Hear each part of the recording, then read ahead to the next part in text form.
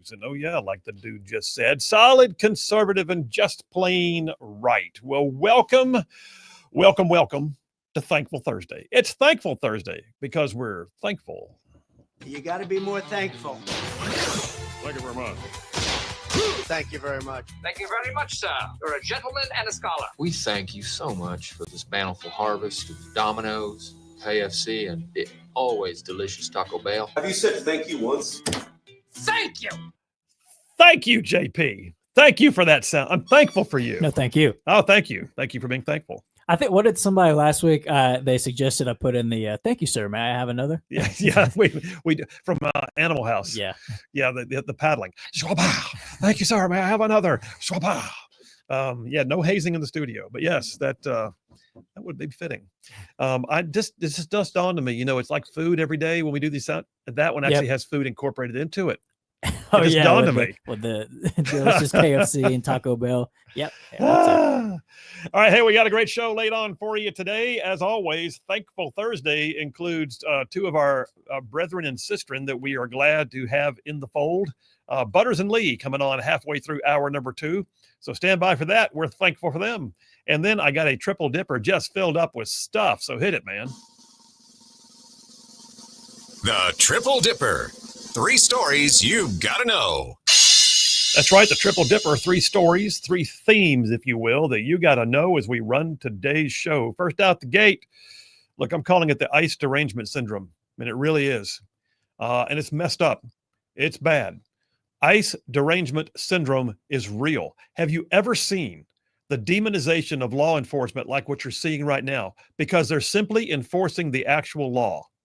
To include, by the way, shootings that have no other purpose except what we're also finding out now was the intent of the shooter in Dallas yesterday to do what was called inflicting terror on ICE.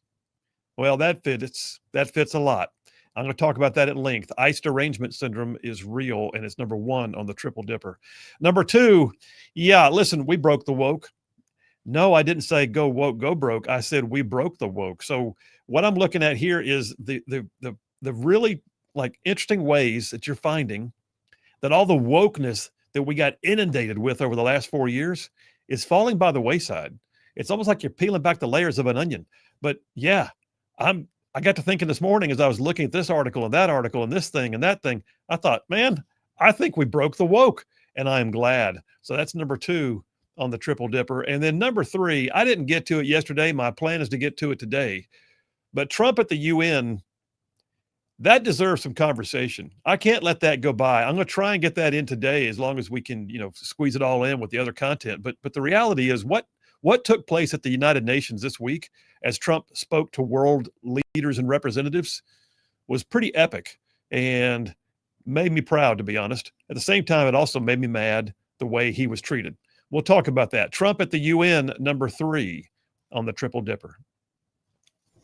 All right, let me jump on into today's opening Rightside Way monologue. I'll remind you guys, as always, that Attorney Stan McDonald, sponsor daily of the Rightside Way monologue, and he's a 30-year veteran of the practice of law, and I'll tell you more about Stan here momentarily.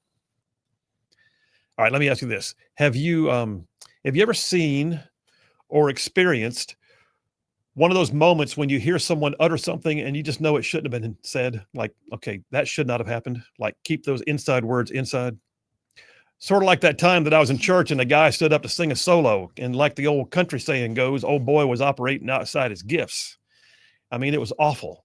There he is singing in front of everybody, off key, just sort of quench the spirit, if you know what I mean. Look, sometimes folks do. They get outside their gifts, right? At the very least, they say more than they should have. It's like a way of robbing the moment of its expected impact. Sort of like watching, former, and I stress former, President Biden trying to read his teleprompter and accidentally reading one of the administrative notes, like the time he just awkwardly said, end quote, at the end of a sentence. You could tell he had no idea what was happening. It must have been really hard to be his communications director. But it's a bipartisan issue, I will be honest. There was a time we had the really unusual moment with Governor Kay Ivey right here in Alabama. She's a Republican. She held a press event to announce a new campaign sponsored by her office to encourage folks to buy electric vehicles. Yep, the GOP governor pushing EVs. A guy named Greg Garrison, he's a reporter with AL.com, he asked her on camera, Governor, what about you? Are you going to get an electric vehicle? Well, she said, my Mercedes is doing fine. And Garrison couldn't help himself. He followed up by asking, well, Mercedes is going to make an electric vehicle. Will you get one of those? To which she then responded, well, if mine wears out, I'll take a look then. On the heels of a press conference where she's urging Alabamians to buy EVs. Sort of took all the air out of the tires at the press event. You know what I'm saying? By the way, that was a pun, by the way, air out of the tires. But hey, she didn't lie, right? Look, I knew one politician who's now passed away, but she was absent from Montgomery for over 2 years. And even while she was there, she wasn't really there, if you know what I mean. I'll never forget when a bunch of knuckleheaded animal rights activists got her to carry one of their bills. And she stood up to present the bill in committee, and she said she took it on because it was about puppies and kittens, and she loved her some puppies and kittens. She had no idea what the bill was. She had no idea the bill was going to harm family farms, crush livestock operations. It was way over her head. She was so outside of her gifts. What I'm saying is this. There's no press secretary. There's no communications director. There's no pundit good enough at their job to save every person from themselves. If they're outside their gifts over their heads, or they just slip up and let their inside words become outside words, well, sooner or later, it's going to become one of those irretrievable moments when it's already been said and you can't take it back.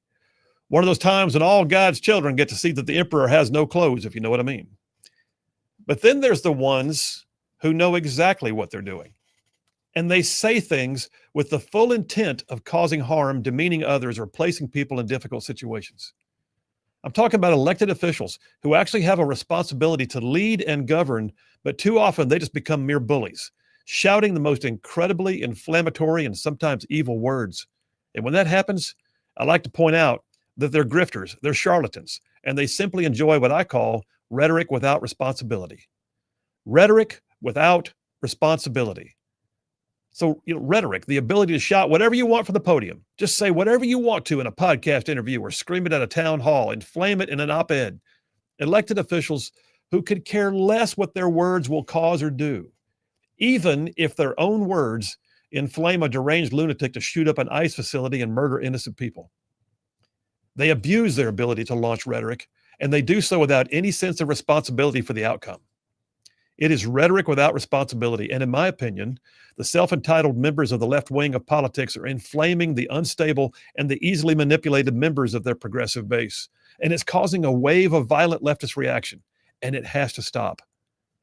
Someone has got to tell these hate baiters to cool their words. Someone has to let them know that the constant demonization of law enforcement and the assault on the good name of members of the right are not only unwelcome, they're actually dangerous.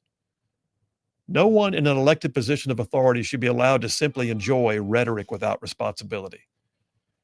Yesterday, the awful news broke that another left-wing ideologue shot up an ICE facility. It's not the first time either. I mean, we're seeing riots, demonstrations, bricks and rocks being thrown at ICE agents, apps being generated to actually dox and disclose the whereabouts of ICE operations and ICE personnel. Another shooting at an ICE facility just weeks ago that was a coordinated ambush by multiple attackers. Yeah, that was in the news, but it kind of got glossed over, didn't it?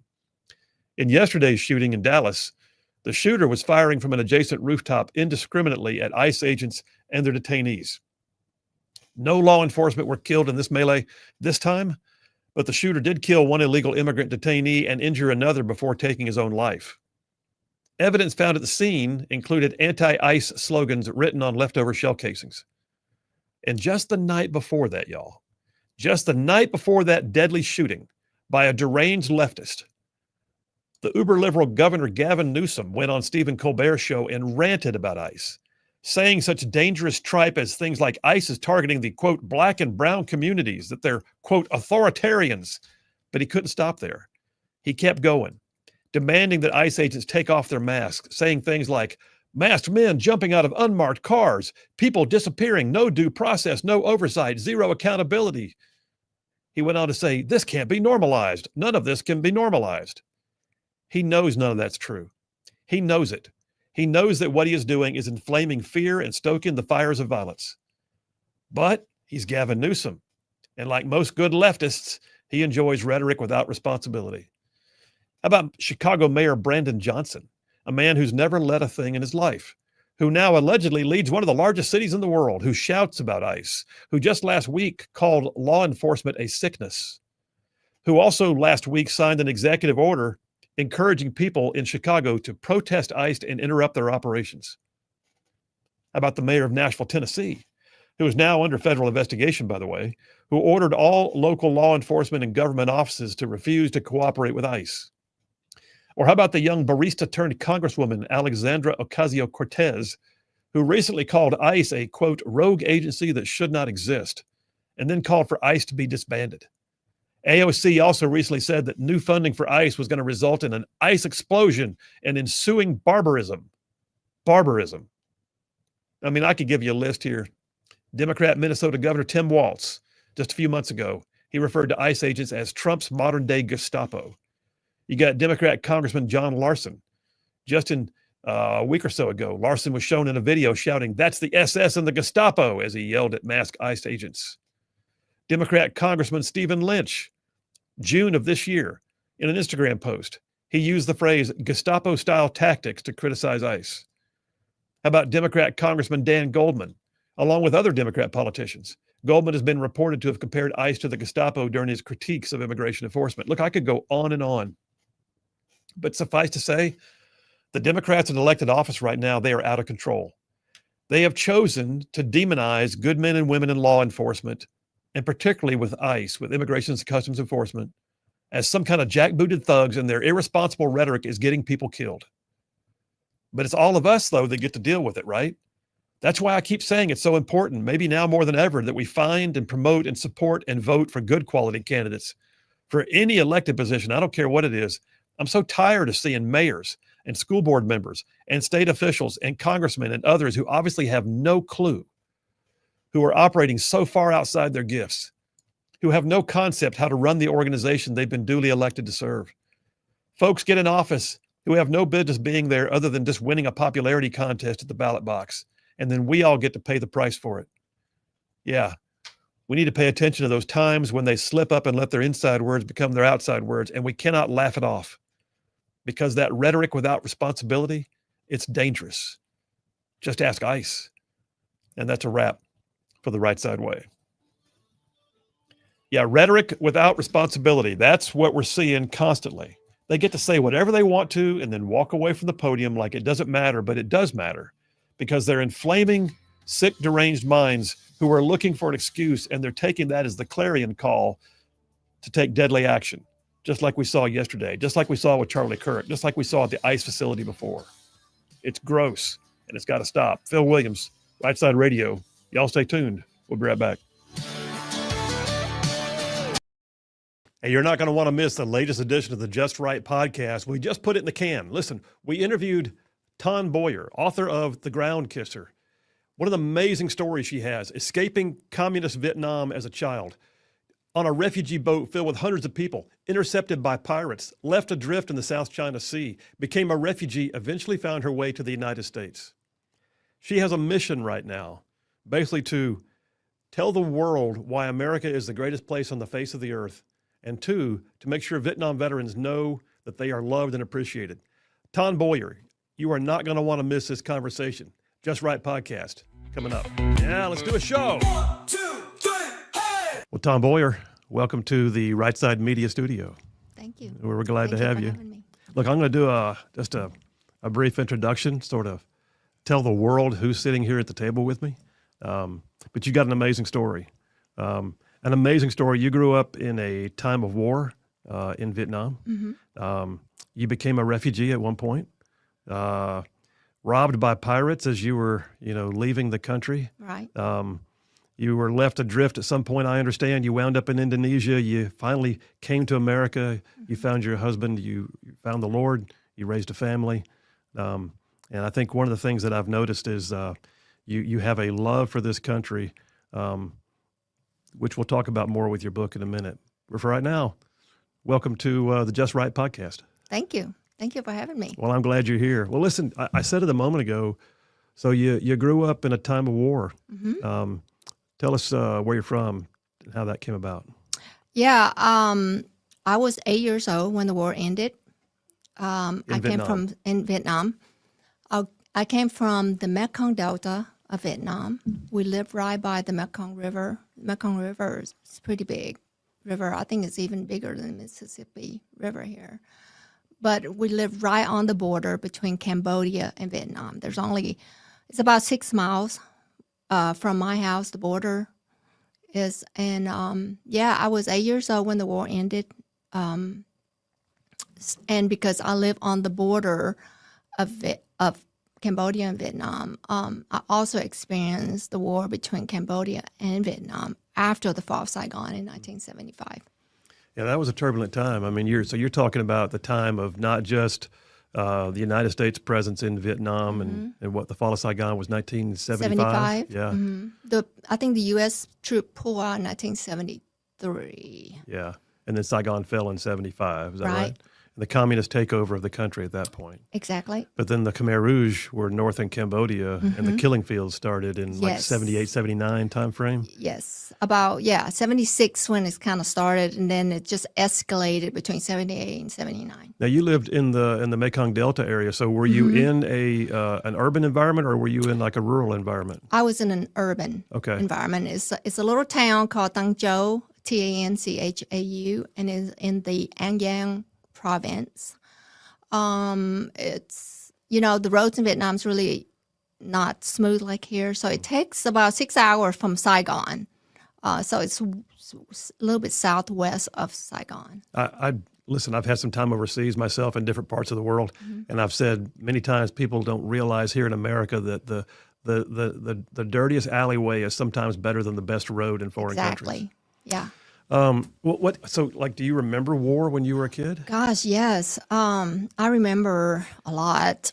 And, when the thought of putting my story together and putting it in a book, I realized that I had forgotten a lot. And once I enlisted Lisa Smith to help me with the book, she asked some questions, and it just kind of, helped me to go back to the past. So I remember mostly where I am. The Vietnam War didn't affect me as much, but the war between Cambodia and Vietnam affected me a whole lot more because being near the border town, living by the Mekong River, we saw the atrocities of Pol Pot's, the killing fields, basically, coming down that river every single day. I saw a speech you gave getting ready for today, and you talked about the fact that your mother would say, "Don't go to the river." Yeah. And you did anyway. Yes. Like most kids would do. Mom says, "Don't do it." Exactly. You did it, but what did you see? What happened when you went down there? Well, my parents tried to shield us. We came from a very wealthy family, so my parents tried to shield us from a lot of things, and there are times where the atrocity of Pol Pot's body.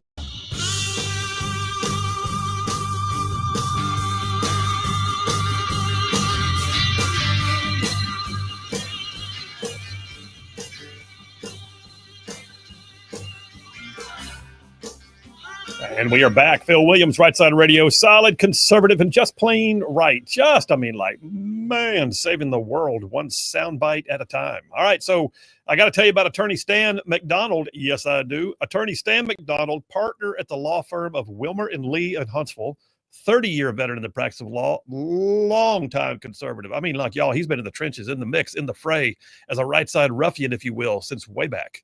Attorney Stan McDonald, sponsor daily of the Right Side Way monologue. And Attorney Stan McDonald has indeed represented his clients in literally thousands of real estate transactions over the years.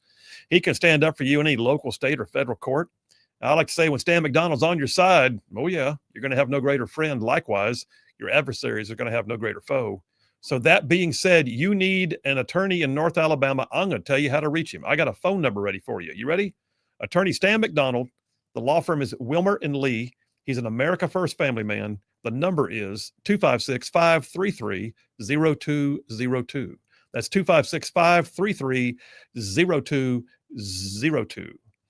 And no representation made. The quality is bad. Nobody can do it better.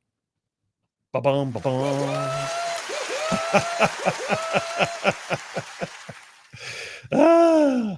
You know, I got to watch it. Maybe I'm getting over the line with some of these disclaimers. What do you think? I don't know.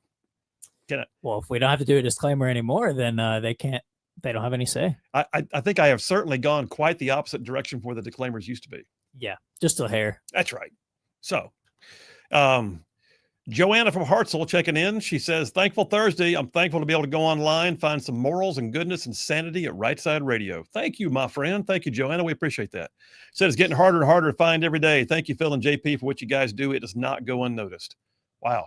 You know what? Blessings on you, Joanna. Have a great day, and we're thankful for you. Thankful for you, Joanna. Absolutely. Mark from Red Bay says, well, Phil, the Dems has got to keep proving why their mascot is the jackass. JP, quick on the button today. Danny from Madison says, as far as rhetoric without responsibility, how about a bill that holds public officials to a standard? If found to be spreading blatant lies and their rhetoric is found false, they will be removed from office and jail time. You know, it's a crazy thing, man. We got this First Amendment, and I know you didn't want to hear that, but I have no choice but to say that generally speaking, they have a right to an opinion. They have a right, but the question is, having a right does not absolve you of the responsibility. So what I'm saying is we're not likely to see jail time. There are times, though, you can see what in the political world is often known as censure. And censure is typically where someone is reprimanded, maybe loses a committee assignment, maybe penalized in some way or even fined because of their lack of decorum or their breach of ethical conduct. No one's saying that right now about them. And I believe that at some point there has to be a question of decorum about people who are going to get up there like an Ilhan Omar, who's going to say, I like Somalia better, even though she swore an oath to uphold the Constitution of the United States. I do think it's interesting. If you think what's happened the last several weeks in particular, can you imagine if there was a very popular, God forbid, like a liberal influencer that was shot in front of everybody, and then the Republicans, danced on their grave, said that, well, we disagreed with them. They were, this or that, so we don't care. And then imagine stations getting shot up after, Hannity or somebody was taken off of the air, like what happened at the ABC station. Yeah. Like if all this stuff happened and they were all conservatives, we could have martial law right now if the Democrats were in power. Oh, yeah. Like if the shoe was on the other foot, can you imagine how differently they would react? I'll tell you what, I can easily imagine burning buildings. Can't you? Exactly. Cars blocking roads, mass protests, calls for someone to, be jailed. Have you seen a riot yet? I haven't. More to come. Text lines 833-687-4448. That's 833-68-RIGHT. Text it, call it. We'll be right back.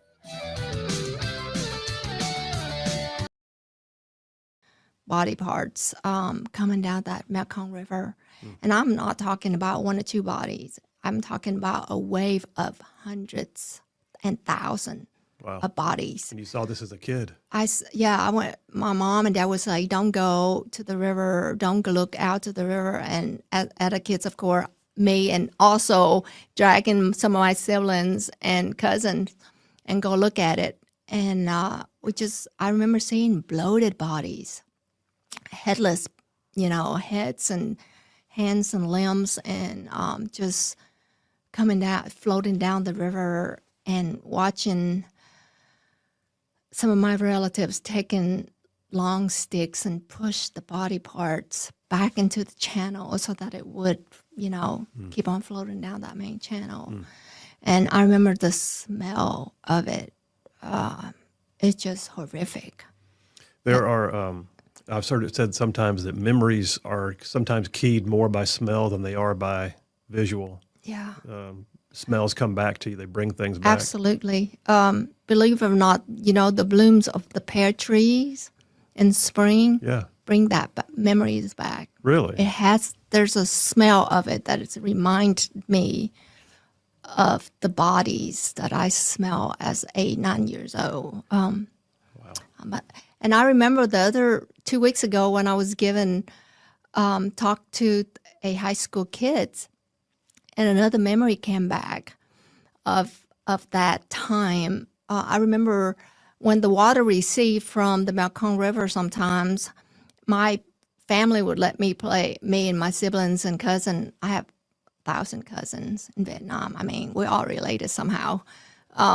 So we would play by the river, you know, out there with the water about waist deep, and us playing in that river somehow. I remember seeing a hand. Oh, wow. You know, and we were all just screaming to get out of the water. And when you start seeing one or two body parts, there's more coming. Mm. So, I mean, within hours, you start seeing more bodies coming in. That's the Cambodian, that's Pol Pot's. Their communism, I think, is more evil than even Vietnam, because if you wear glasses, they will kill you. That's represent intellectual. They're not going to have it. If you can read a book, they will kill you. And I remember hearing too that one of the things that was so amazing was how they would have children turn against parents, and Yes. and parents even turn against children. Yes. And it was self-preservation meant turning someone in, and that was how you protected yourself. And Yes. what a horrible life. And I mean, to today, there are homes in my hometown where blood stains on the wall still.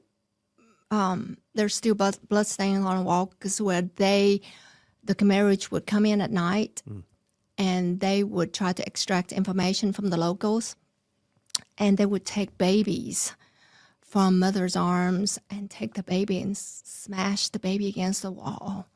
And there's still blood stains on those walls to today. Well, I don't think Americans sometimes realize the blessing of living in a country where war does not touch the ground we walk on. Right. Yeah. Having said that, so you lived through some amazing events in your home country, your original, your country of your origin. Mm-hmm. What was it like when the communists took over the country? I mean, you went from, and you said your family was fairly wealthy. Mm-hmm. What did your family do, by the way? How did Yeah. So my great-grandparents, my paternal great-grandparents, escaped the communist part of China. Okay.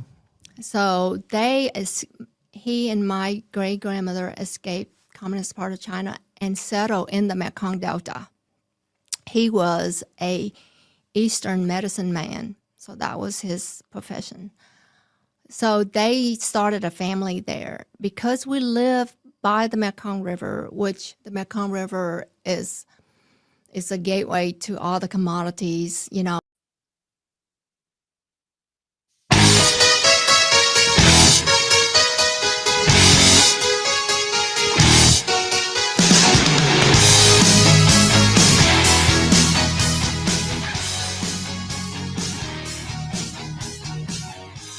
And we are back. Phil Williams, Rightside Radio, solid conservative, just plain right. And I mean, like, man, just covering down on some major ground across the southeast U.S. of A. Y'all, I'm talking about this show.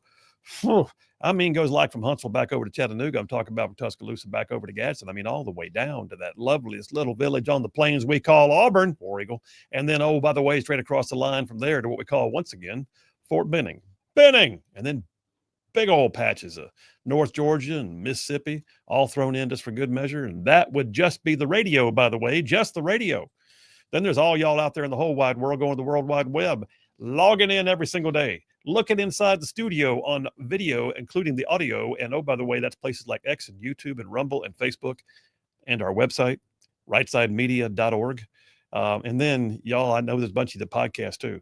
A bunch of y'all. We can tell because there's like over 353,000 downloads of the podcast of this show. Thank you very much. Thank you for making it worth our while. Thank you for being part of our day. We appreciate you more than you can possibly know. A couple more text messages. You want to text it in? It's 833-687-4448. Dave from Capshaw says, Phil, all these politicians from mayors and governors to Congress critters who demonize law enforcement should have all their security details and escorts taken away from them. You know what? That's not a bad idea. How about this? There might be law enforcement saying, I'm sorry, ma'am, I don't want to work for you anymore. But you know what? Here's the thing. I will say this. Now that I uttered those words, I would bet that by and large, you will find that the men and women in blue will do their job anyway. And they'll do it with class. And they'll do it because that's what they do. And they'll do it because when they signed up for a job, They didn't intend on doing it halfway just for some.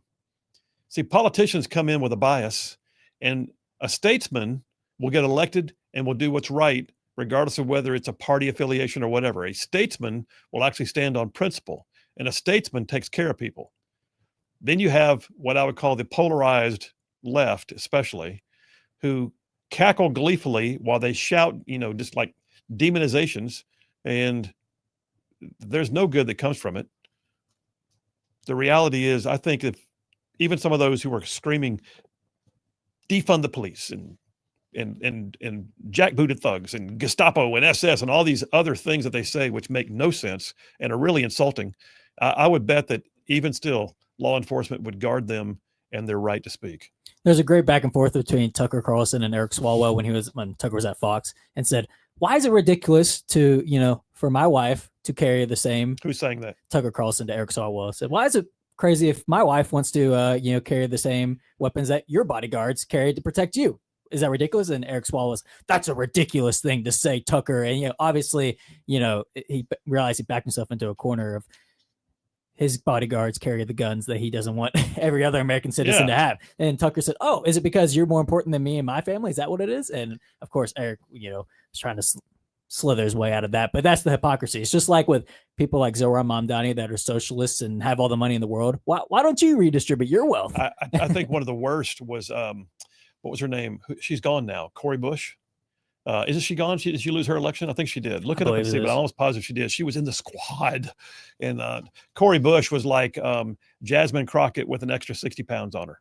And just constantly saying the most inane things and screaming about police and defund the police. And yet she spent an inordinate amount of money on security details for herself. Yep. And when she was confronted about it, she basically said, I'm an important person. She did lose her election, by the way. Yeah, she deserved it. She was awful. She was nothing. She was a BLM activist who got elected to Congress. I mean, and she was actually a BLM activist that got elected to Congress. Unreal. John from Huntsville checking in on the text lines. He says, Phil, absolutely brilliant monologue. Thank you, sir. He said, also, did you hear that the U.S. economy grew 3.8% in the second quarter, which far exceeded the previous estimate? I did not hear that. But I thought Democrats said that Trump was losing and the economy was flailing.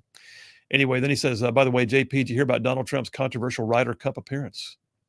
Not surprising. I figured he would be there. I would want the U.S. president to be there. It's U.S. versus Europe. He's a golfer. Yeah.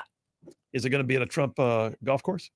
Bethpage Blackett is not, unfortunately. But, I mean, past presidents, George W. Bush was at the Ryder Cup. Like, was it controversial then?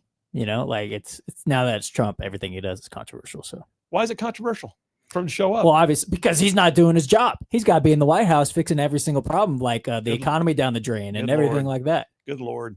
He's out there seeing his people. That's what he's doing. Roy from Hartselle says, yesterday I asked for 3X shirts and merch, and you said, buy a cap. They're adjustable. I don't wear caps. Can you get some boonie hats? Roy, we'll work on it, brother. Sorry about that. And yeah, I just talked to Natalie about our stock a few minutes ago, so we'll do what we can. Jeff Rowe from Indiana says, Phil, I know you disagree with me. Okay, here we go. What's he got? What do you got, Jeff? I rarely ever. When have I disagreed with Jeff? He said, I know you'll disagree with me, but what needs to be done is give them a dose of their own medicine. Start saying that if you support Democrats, you have pedophilic thoughts, and once you do harm to children, and you do harm to children, maybe that will wake them up to see how bad the rhetoric is when they have a dose of it themselves, because they're not going to figure it out. Well, Jeff, you're right. I disagree with you. Because I'm not going to sling that kind of accusation at somebody without it being real. But I think it's a fair comparison of I understand what he's saying. Of what the Democrats do to conservatives. Yeah, they slap the worst assignment of blame on somebody they can, regardless of whether it's true, which is by the way, the definition of defamation. Connor from Huntsville says, sometimes he says, I'm thankful I was raised by conservative leaning parents. My father worked on the Bill Dickinsian campaign in 1964 to help Republicans begin to break the stranglehold Democrats had on Alabama. Sometimes it's small steps. You're right, sir. In fact, I was proud to know one of the Goldwater Republicans who is believed to be one of the reasons why Alabama eventually flipped red, and that was a former Congressman Jim Martin, who was elected in the 60s in that same era you're talking about. And there are some who say that Jim Martin is the reason why Alabama Republicans grew in stature on a nationwide scale. So yeah. I'm sorry. I got a phone call. I am so sorry. I'm sitting here just talking away. I did not even realize I got a call on the line. Robert from Athens. Hey, Robert, how you doing? Oh, I'm doing good. You doing all right? I'm good. Sorry if you're leaving you hanging on the line there, dude. Oh, that's fine. Yeah, man. You know, the Talibs and all this stuff, they get up into Congress and they spew their lies. I'm just wondering, you know, where's the Republicans? I'm sure that there's a Republican sitting in that audience there somewhere with them. And I think they need to call them out and just tell them they're lying, you know. Get up in their face. There's more than one House member in the Capitol up there, whether it be Democrat or Republican. But I think there need to be some Republicans sitting in there when they go to lying and spewing their crap, you know, to call them out on it. I mean, just, you know, make a good speech to them. Well, you know what? And they do. I will say I have seen some great back and forth, and I've also seen some great, you're not allowed to like walk up and interrupt a current speech. If it's a bill debate, you can, but if they're actually giving time, you can't interrupt their time. That's a rule. But they get up and they refute it and rebuke it. And I've also seen any number of times when they'll be on a you know, a news interview or something, and they'll rebuke something that was said by one of their compadres. They do, but I agree with you. I'd like to see it done more often. Yeah, I mean, they need to, especially with the Senate. You know, they go start spewing lies. They need to call them out right there in the Senate. I mean, you know, they really go by all their rules and regulations, don't they? They don't care about rules and regulations. They just call them out. They tend to run their own course. The Democrats do, but yeah, the main thing I think we're seeing though is when they're speaking outside of the and I take it back. I've seen some from the floor of the House and Senate, absolutely. But when they get on news stories, podcasts, go to their town halls, and they're trying to inflame their base, that's when it really gets bad. Yeah. Well, all right. And I guess ICE is going to have to just start flying drones over the buildings to make sure there ain't a sniper up there on the roof somewhere. I would think there's going to be quite a few security measures. Force protection is going to be a big issue coming up here in the days to come. They got to do something. Yeah, they do, and it's ridiculous that they have to, especially when you're inside what's supposed to be safe territory. Hey, Robert, got to go, man. Yeah. Thanks for hanging on to the phone. Appreciate you. Yeah, man. Absolutely. Take care. Let me say this. We're going to start this dipper, and I'm going to talk about this. I called this ICE derangement syndrome, and it's real, y'all. It is absolutely real.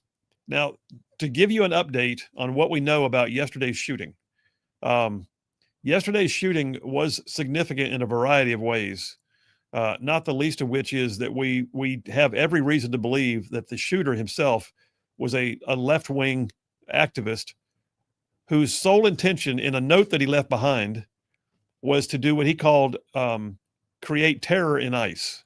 That's what he wanted to do, create terror in ICE. You may recall, so the guy's name, first of all, was Joshua John or Jan. I'm not sure how to pronounce it, but it's spelled Jahn.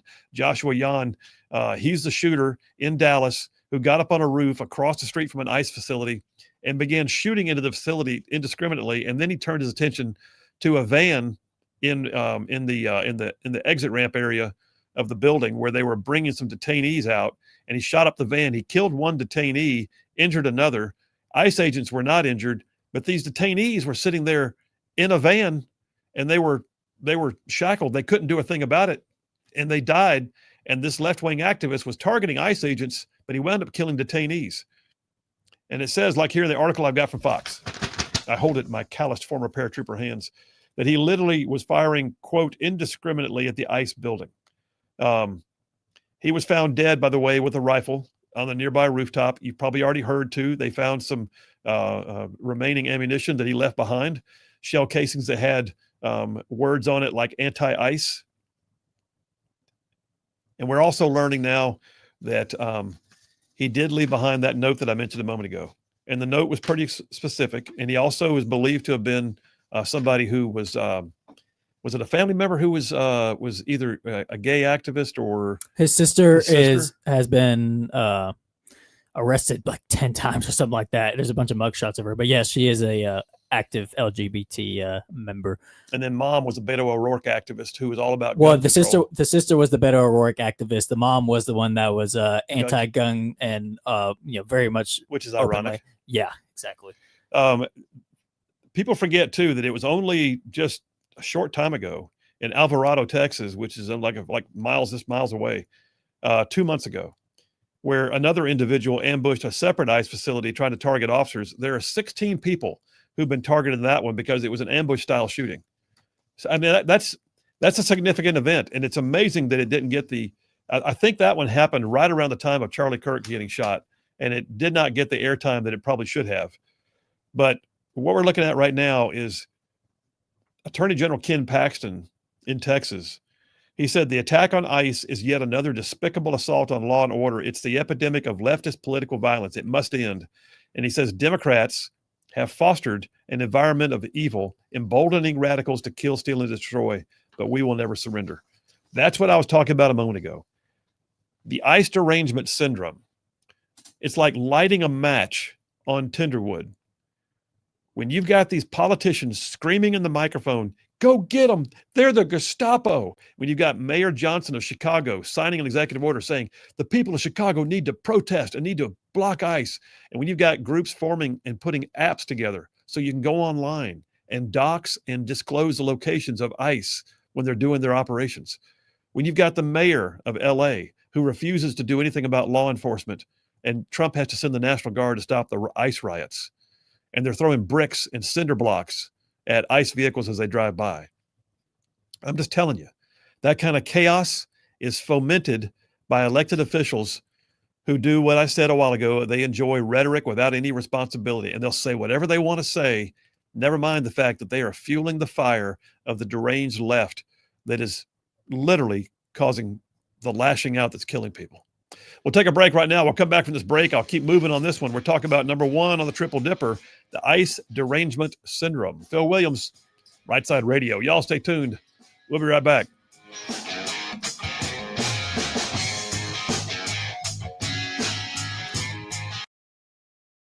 Down that river from Cambodia and other part of the It's a trade route. Trade route. So my paternal grandfather started buying commodities that came down that river, buy and sell, and he started that business. And he has 10 kids. My father is the third child. Okay. And everybody worked in my grandfather's business, and so he started that business. And I mean, we dealt with everything. We bought silk coming down that river. We had a bakery at one point. We had a Fanta bottling company, believe it or not. Really? In Vietnam, South Vietnam at one point. So we were one of the richest family in our province. So what happened when the communists came? Because wealth is not usually allowed in the communist countries. Not at all. They came in and they basically overnight, with a stroke of a pen, they nationalize all of our businesses and take away and close our bank account, froze our bank account, start take over some of our homes and our land. And they were allow my family to have only the bakery. And even with that, they tell us what to produce, how to produce it, and even at what price.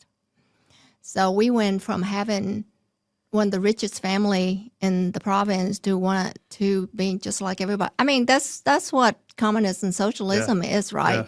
They basically, their things is take from the rich to help the poor. Sounds great. Sounds really, who does not want everybody to be equal, but it doesn't work that way. All I did was take away the incentive of people really working, want to do better for themselves, and the rich become poorer and the poor stay in poverty. Yeah, communism crushes the spirit, doesn't it? It is. And communism it's a religion. It is. It's a religion. Was it so when they took over everything, when the communists took over the country, mm-hmm. and the South Vietnamese government fell, did they literally come in, aside from the stroke of the pen and the things mm-hmm. that they took, mm-hmm. did they come in and did they micromanage your life? I mean, did they actually walk into the house and tell you, here's how things are going to be? Yeah, we had a communist family came in and lived with us. Live with you? Just to watch us. They put watchers in your house? Yes. to make sure we didn't hide anything from them, because we were rich. And basically, we went from, okay, I'll give you an example. Before, when you have aches and pain, you can go to the market and get a bottle of aspirin. Right. When the communists took over, commodities and everything was so scarce that you can only buy one aspirin, and also because that's all people could also afford. Wow. A pregnant mom can only buy one multivitamin. You can't just go buy enough rice and soy sauce and things like that for your family, or fabrics and threads to make clothes. You have to stand in line to buy, those things. Everything rationed, everything parceled Everything out. rationed, yes. And you can stand in line for hours sometimes, and there's nothing. And by the time they get to you, there's nothing left. And you have to come back the next day to get back in line. Meanwhile, the communist leaders got fat. They sure. got fat. Yes. Yeah, I'm they sure. took over all the people homes and moved in, and yeah, even today, all the millionaires in Vietnam, you betcha, they have a communist tie to them. I'm sure. Yeah. Well, okay, so this is a turbulent time. How long after the fall of Saigon did you remain in the country? You personally remain in the country? 4 years. So 4 years, And so I think 1979-ish. 1979's 2 weeks after my birthday, which is in May, it's when my sister and I escaped Vietnam. Okay, well, tell me about that, because I know in one of the speeches of yours that I reviewed, it wasn't your whole family that came out. Right. It was just a few, and your parents had to make a choice, basically. Yes. So what was that family discussion like to decide who leaves and who stays? Gosh, I remember that night very clearly. I had several aunts and uncles. They were able to afford to pay passages. And when I say pay passages to leave Vietnam, meant that you're paying the official to look this way so you can escape So this way. This is a bribe. It's a bribe. So if you get caught, they can throw you in jail. So basically, you bribe the government to leave.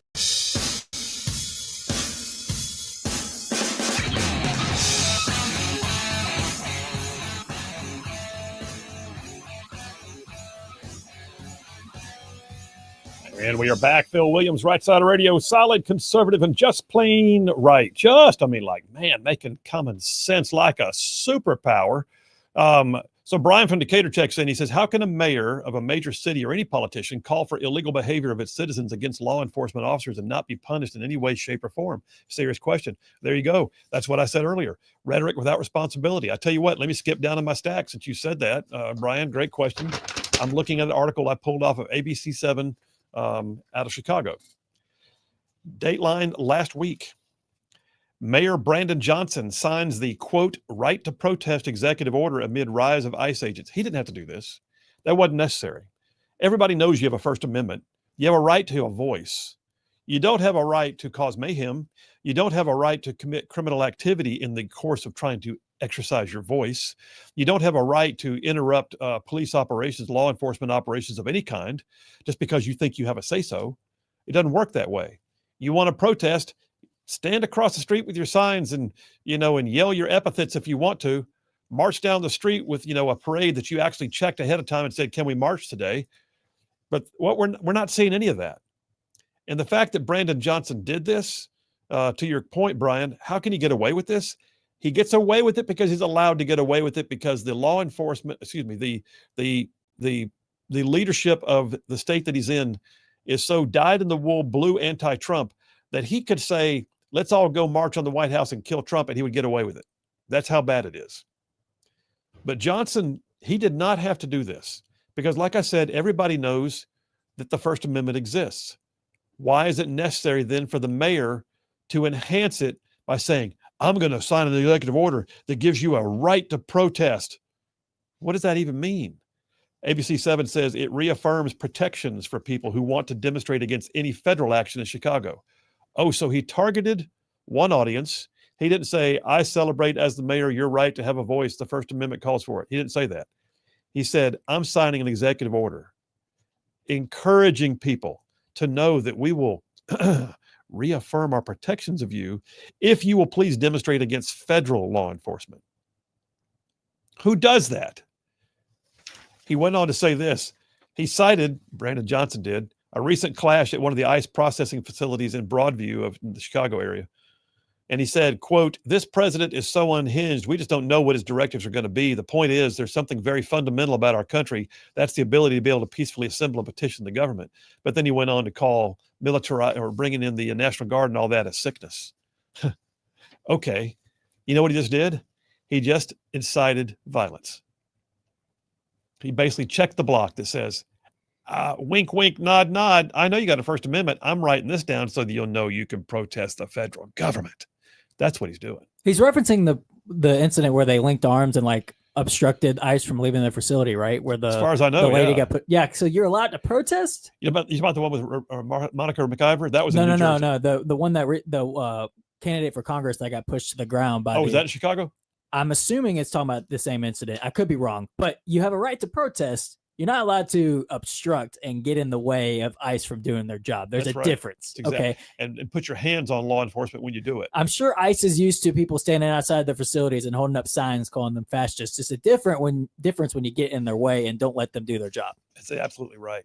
And you know, I tell you what, I've got this article here from Fox. So that last one was a local from ABC 7 Chicago. This one I pulled off Fox. This is one of the articles that inspired my monologue today. It says, "From rhetoric to bloodshed, the Texas ICE attack caps off an escalating left-wing terror wave." It's a good article, and it's written about what exactly we're seeing. And here's what it says. There's a Homeland Security. Who was this? This is Tricia McLaughlin, who is the Homeland Security Assistant Secretary. She said, "We've been saying for months that the rhetoric around our law enforcement, particularly ICE, the dehumanization, the demonization, has spun so far out of control, and that someone is going to get hurt or someone's going to get killed." Well, they did. And then you got this. They brought in an expert from the Manhattan Institute. He's an outside government analyst. And he said that we got a serious political problem.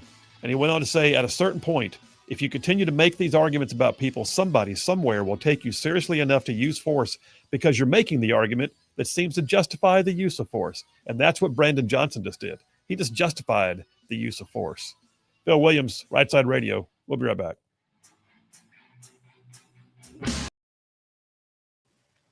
So I had a few aunts and uncles that had signed up to leave Vietnam on this riverboat. And they're going to Australia because they felt Australia is the safest place to be. And also we have a few cousins that already left Vietnam before the fall of Saigon, and they settled in Australia. Okay. So overnight, one of my aunt came home and told my dad that there may be some empty spots on this refugee boat and that we should take the empty spots. And there's 8 of us in the family, my parents and 6 kids, me being the oldest. Okay. How old were you at the time? I was 12. Wow. Mm-hmm. Okay. And basically, my parents have only a few hours to decide this.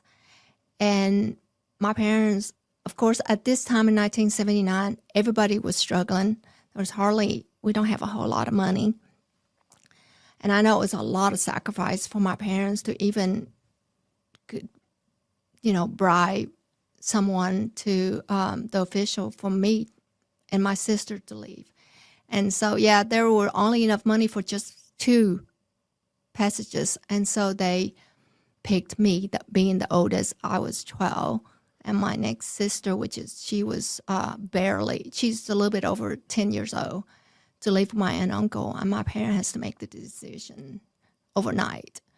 I mean, I just can't imagine. No. The pain and the... Do you remember them telling you?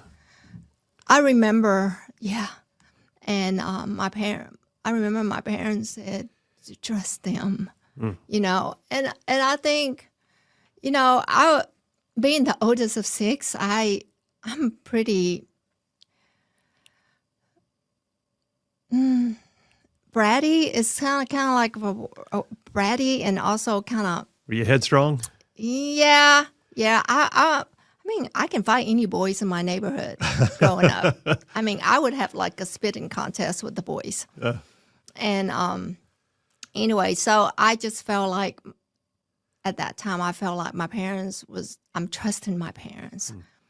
And even though now looking back, I can't even imagine them having to make this decision. No. Because, honestly, they don't know if they will ever see me and my sister again.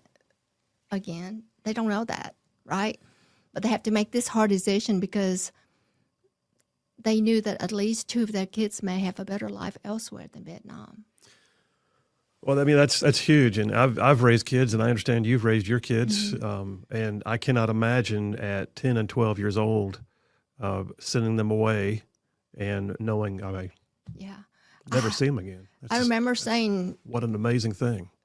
goodbye to my little brother. He was 2 years old, and that night we slept in a mosquito enclosement. That's how we sleep in Vietnam. Under I a net? remember a net, mosquito net. I remember hugging my brother and one of my sister, 2 of the other sister. It was summer, so there was no school. So 2 of the sisters did visit some of our relatives elsewhere. I remember thinking, this is maybe the last time I get to see 2 of my siblings and my parents. And I just, that morning when my dad took my sister and I to the coast to leave on this riverboat, Yeah. looking back and see my mom there, not sure if I ever see her again. That was hard. Oh, well, I can't even imagine. I also can't imagine not just your side, but I can't even imagine the parent side of it. But so you got on the boat though, and you're on there, and you do have some family ties on the boat with you. You have an aunt, uncle, and some cousins. Yes. How many total? There was 2 sets of aunts and uncles and Okay. 2 of their kids. Okay. And then how many people total on the boat? I mean, is this It's about 400. oh, this is not a small boat. No, well, no, it's a small boat, but they fit as many people in there as they can, and there was not room. There was only room just to sit. There's not even room to lay down. And I remember one time my sister and I had our backs together just to sleep because there's no room to lay down. All right. I heard you speak. This was not a smooth voyage, this boat. And you were actually at some point intercepted by pirates. Am I right? Yes. Okay. How'd that go? Well, not very well. But, well, first of all, the South China Sea was full of pirates at that time. And because they knew that the Vietnamese refugees carry gold and jewelries with them to start their lives elsewhere, right? Right. So piracy is, I think it was estimated that a quarter of the refugee boat people was robbed by pirates. Wow. And they're from Thailand and other, Malaysia, Indonesia, and all that.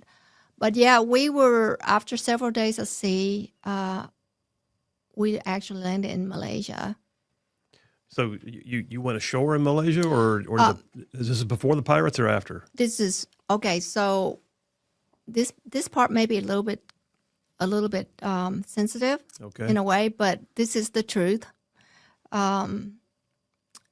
We landed in Malaysia, and we thought we were going to be rescued. Well, the Malaysian Navy came out, and they tied our boat to their boat, and they pulled us out to the sea. Oh, wow. And we thought we were getting pulled to somewhere like a refugee camp or something.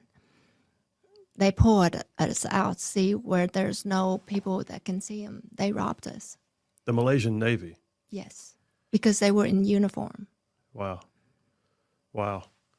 Did you have any personal items of your own stolen? Were there any people that were taken? I mean, Yeah, I would well, imagine human trafficking is also an issue sometimes in this. that would have happened, I believe, with all my heart. But if it wasn't for the grace of God, God intervened during this situation because a huge storm was brewing. So they start robbing people, and they found a bunch. They came over with metal detector. Yeah. And the captain of our boat has hidden. Yeah, like the dude just said, solid, conservative, and just plain right. Well, welcome to hour number 2 on a Thankful Thursday. Yes, indeedy, Thankful Thursday. In this section, I'm doing it called ICE Derangement Syndrome. And the discussion revolves around the amount of rhetoric that we're seeing out of the left. And but one of the things that really strikes me as being just the height of hypocrisy, the absolute asinine inability of the left to accept responsibility for their own problems. The right is not the one causing the left to shoot people. The right is not to blame for Charlie Kirk being murdered. The right is not to blame for, bricks being thrown through ICE vehicle windows, or the ICE shooter yesterday, or the ICE shooter a couple of weeks ago. No, not at all. That's the left inciting their own people. But JP was pointing out to me there was a discussion yesterday at a TPUSA event with Megyn Kelly, who was there, and she was confronted by a young leftist on campus who had some things to say. And I'm told that, by the way, JP, did you check her language? Because she can get pretty colorful sometimes. I did. Okay. Don't want you to have to use the dump button for the very first time. But this is Megyn Kelly, TPUSA, responding to a leftist claim that the right is the one inciting the violence. Hit it. Why you support a president who contributes to the rhetoric that got your friend Charlie killed. We saw his rally recently. He said, "I hate my enemies." Stephen Miller said similar things. How can you support him when he contributed to what got Charlie killed? Assumes facts, not evidence. What you said is not true. 70% of political violence is committed by Republicans. Okay. Look it up. That's not DOJ true. DOJ just pulled it. The DOJ just pulled it from their website. DOJ just pulled the study from their website because they're delusional. That's not true, because they just pulled it. Look it up. Once you pulled it from their website. Once you pull the crazies out of there, it is overwhelmingly left-wing violence. Google it. We have had every single person in the audience. Google it right now. This is how we get here. So first of all, let me take on the first part of the premise of your question, that it was President Trump's rhetoric that led to an assassin killing our friend Charlie Kirk. That's a blatant lie. It's a defamatory blaspheme, and it's inappropriate in this setting. That's not what I said. We know. Yes, it is. No, I said he contributed to the political atmosphere. Well, then you have no point. Tension. Then your point is utterly empty. Contributing to the atmosphere. This guy was let's just make clear. This guy was motivated by leftist ideology. We know it from the bullet casings. We know it from the Utah governor. We know it from his own mother. Yes, we do. Let's be really clear on that. Even if that's true, so then you're saying, because, let's say this guy's a leftist, even if that's true, does that make it okay for the sitting president of the United States to incite violence against liberals? The president of the United States has not accepted violence against liberals. The president of the United States made a joke at the Charlie Kirk Memorial, which was funny and self-deprecating. It was on the heels of Erica Kirk saying she, in an extraordinary moment, forgave her husband's killer. And let me finish. And then President Trump got up and, making a joke, playing off of what Erica said, he said, "We disagree. I need to do better. Erica's going to try to convince me, but I'm in a different place." And that's completely normal for a politician to be thinking about his political fights. And by the way, Trump has every right to loathe his enemies. They tried to put him in jail for the rest of his life. They tried to bankrupt him. They tried to put his family in jail. And they tried to kill him. No, you put it off there. Wait. Okay, now you go. That young skull full of mush was not willing to hear anything, but the reality is that let's take this for a second. Trump said he hates his enemies, and that led to part of the violence of Charlie Kirk. He said it after Charlie Kirk was murdered. How about that? You can't say something after the fact cause the thing that happened the week before, actually. And no, that's absolutely asinine to stand there and say, well, the left bears no responsibility because Donald Trump's a mean, bad person. Big orange man bad. That's just awful. I mean, the idea that someone would even with a straight face get up there and scream in the microphone at Megyn Kelly in front of crowds of people and say that it's all true. It's all true. No, it's really not. It's really not. It was a transgender shooter at the Covenant School shooting in Nashville. It was a transgender shooter at the Minneapolis church school just a few weeks ago. It was a left-leaning activist with a transgender boyfriend who shot Charlie Kirk. It was an Antifa activist. It was this, that. Everywhere you look, you're going to find that the violence being perpetrated right now is coming from, and the idea that this is somehow a right-wing problem. I think we have a problem in America, generally speaking, but right now what you're watching is a wave of left-wing inspired violence, which is being fueled by leftist rhetoric that is inciting the most, deranged members of their base to feel like somehow they've been given carte blanche to go and take action because it must be really bad. If AOC says they're Nazis, well, I got to stop the Nazis before they do more. That's what we're doing. That's what we're watching right now. They're taking action because they're being fueled by it. Do I think that we are completely innocent on the right? Of course not. You won't find perfect people anywhere, but I don't believe you can possibly say that Charlie Kirk is dead because of right-wing rhetoric. No, he stood for the right. He was on the right. Nothing we said caused it. It was the left screaming about what he said that got him killed. Period. End of story. You can say that Trump is inflammatory, which he very much is. Of course he is. But you don't see conservatives taking up arms after his inflammatory. How many stuff. riots have you seen led by conservatives? And I guarantee you, have I said that? If I was on CNN right now, they'd go, Phil, January 6th. Oh, that thing 3 years ago, that one-time event where the only person who died was an unarmed conservative? Yeah. I'm sorry. So what you're telling me is we had people that came into the Capitol, put their feet on Nancy Pelosi's desk, and somehow that compares to burning down whole city blocks in multiple cities. Where the cops literally escorted them through the Capitol. If you see the video of it. So yeah, we're in a war for our minds, because if kids still can't even take a second, see somebody like Charlie Kirk get murdered in graphic fashion like that, and still their gut reaction to say, but Trump, yeah, we got a big fight on our hands, and not a physical fight, because we're not going to take up arms. We have a fight for a spiritual fight, but also a fight for the minds of our kids, apparently, and our college kids. I think that what you're looking at right now too is that video. The heartening part of that video was not Megyn Kelly's response; it was the audience's response. Sure, because that kid was very much in the minority at that event. You Yeah. could tell, because as he screamed at the audience, and the reason why he got mad was not because of Megyn Kelly; it was because the audience was not supporting his position, and they were jeering him as opposed to cheering him. Yeah. Anyway, Dave from Capshaw sends me something. What's this on the text line? Dave from Capshaw sends me the Babylon Bee. It's got oh wow, it's got one of those like clocks that you reset, like you see in a like, the ones you see at work where it says how many days since the last work-related injury. Yeah. This one is the nation resets the days since leftist terrorist attack counter back to 0. Well, there you go. Yeah. Jeff from Indiana saying, hey, Phil, if anybody messes with ICE in Chicago, they should immediately arrest the mayor for saying what he said. I might remind you, the leader of the Proud Boys was not at the Capitol on J6, but was arrested and charged. That's true. That is true. He says, so what's the difference between what he did and the mayor did if it causes mayhem and destruction? I don't know, man. That's a great point. And Jeff, I'm not going to try and refute what you just said, because you're absolutely right.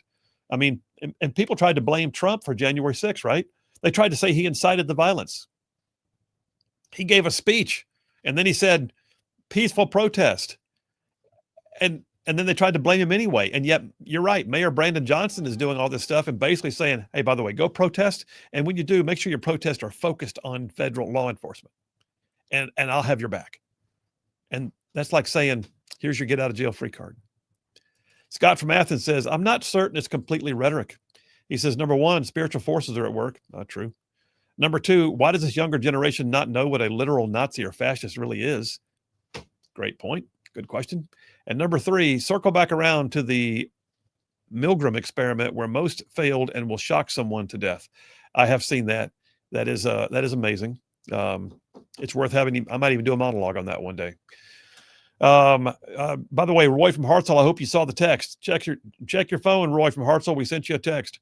And then I got a brand new texter in the text line, Mark from Madison. He says, everything going on is straight out of Rules for Radicals. Yes, I've said that multiple times. Rules for Radicals, that's Saul Alinsky's book that is still revered by the left. He says, what we're seeing, We should all study the book and call out the chapter and verse. Also, we should call them out as Bolsheviks since they are applying labels and name calling. Mark from Madison, welcome to the text lines. You are obviously a well-read conservative. Thank you very much. And yeah, I have said most recently, I think it's rule number 13 in Rules for Radicals is to find the target, polarize it, fix it, and then just basically attack it. And so that's what they're doing. And right now, they're trying to polarize ICE, and they're trying to do all they can to attack it. Last two, and then I'll take a break. Jenny from Lacey Springs says, nor is the right to blame for the massive task ICE has of rounding up and deporting the millions of immigrants let into the country illegally. They're cleaning up somebody else's giant mess. Fair point. And then Kim from Athens says, how is Athens High School or any school legally able to deny students creating a TPUSA charter? I don't know. I'm going to look into that. I got an email about it today. Interesting point. Yeah, I was going to bring that to your attention. It's amazing. If indeed they are, we'll find out about it. Thank you, Kim. All right, we're taking a break right now. We'll take that break. We'll come right back. Phil Williams, Rightside Radio. Y'all stay tuned. We will be right back. Gold on the boat, and they found the gold, and it was a lot of gold. And so they were busy doing that. And then they make people strip off their jewelry. And I remember my mom had sent some jewelry with us. Some gold bracelets and necklaces and stuff. And my sister and I actually strip them off of us, and we would stuff them in our mouths just to hide from the pirates. So that was saved. But they found a lot of gold from the captain that they didn't want to bother with the people too much. And even while they were robbing us, there was this huge storm brewing really fast, and they wanted to get out of there. Sometimes God calms a storm, and sometimes he brings a storm. Exactly. Yeah. And so the storm was brewing really fast, and they were trying to rob us really fast, so they didn't search everybody. So you got to keep yours. So my family got to keep ours. Wow. Jewelry. But that storm got them out of there. And their plan was they disabled our engine and threw some of our provision overboard. So they think that someone's going to capsize our little boat. They disabled the engine, left the boat just adrift? Yes. Okay. So they were hoping that storm would capsize our boat and kill all of us. So they don't have to do the killing themselves. We believe that is their plan. But that storm, if they didn't capsize our boat, that they were hoping we would be floating in the South China Sea, starved to death because they disabled our engine. We couldn't go anywhere. How long did you stay adrift after that? Several days. Wow. Several days adrift. And that storm actually carried us to Indonesia, closer to Indonesia. Which is where you wound up. Yes. In a refugee camp, am I right? Yes, yes. So the Indonesians saw a boat, and they came out, and they helped us. That's an amazing circumstance. Yeah, exactly. God just intervened. How about that? I believe that with all my heart. Well, I believe it with you. So you got to Indonesia, and at this point, I mean, this has been a journey already, but you're not through. No. And now you go into a refugee camp that I saw one of your speeches, and it sounds like it was not really a well-established camp when you first got there. It was more like survival. Am I right? Right. We were the second boat that arrived on that refugee camp. Okay. There was one other Vietnamese refugee boat there already. But every day, more refugees arrive on this island, and there was nothing on this island. There were not even shelter for us. Food was really scarce. There was still a little bit of food that we brought with us, and we ate what we had. And then we start eating things that we can found on the island. If you're lucky, you can catch fish out of the sea. But we ended up, I remember eating things like snails and trying to find leaves and barks and grubs that I ended up eating. I heard you say on one speech that you could go on the show Survivor and do really well. Yes, I think I can. I really can. There's big money in that. Well, but as a kid, so you're only 12 years old, and now you're eating grubs and making your own shelter, and you and your extended family are among how many people in this camp? Well, like I said, thousands of people. I think it was wow. estimated about almost half a million refugee by the time that camp closed. Wow. Who was running the camp? Was there an organized agency that was helping assist the camp, or was it just makeshift? Not yet. We were there for several months before the international organization found that there were refugees there. Oh, wow. Yeah. So what organizations wound up coming to your aid at some point? It was CARE International. CARE, yeah. And World Vision. Okay. The Catholic, I think some Catholic church Okay. organization. Red Cross or UN, did they show up at all? I can't remember. I just remember CARE, CARE, and I remember World Vision. Well, so... Oh, and I do remember there was a ship that parked right outside of our camp eventually after several months, and it's called Sea Swift or something like that. One of the Mercy ships had a hospital? It's kind of like the Mercy ship because there were doctor and nurses that come in every day from the ship, and they made a little hut-like, little makeshift hospital there for people. Yeah. Yeah, it's like a Mercy ship.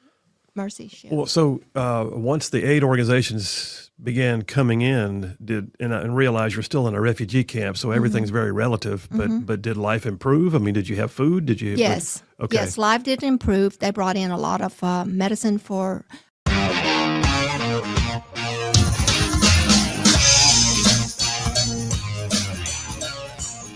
And we are back. Phil Williams, Rightside Radio, solid, conservative, and just plain right. Oh, man, just like saving the world one soundbite at a time. Coming up here in a few minutes, don't forget, Butters and Lee coming back after the next break. But let me just kind of wrap this whole thing about ICE derangement syndrome. The other night when I was on CNN, and by the way, I'll be going back again next week on Thursday, I believe. But the other night when I was on CNN, and of course, I was like the conservative guy, so they're all like dying.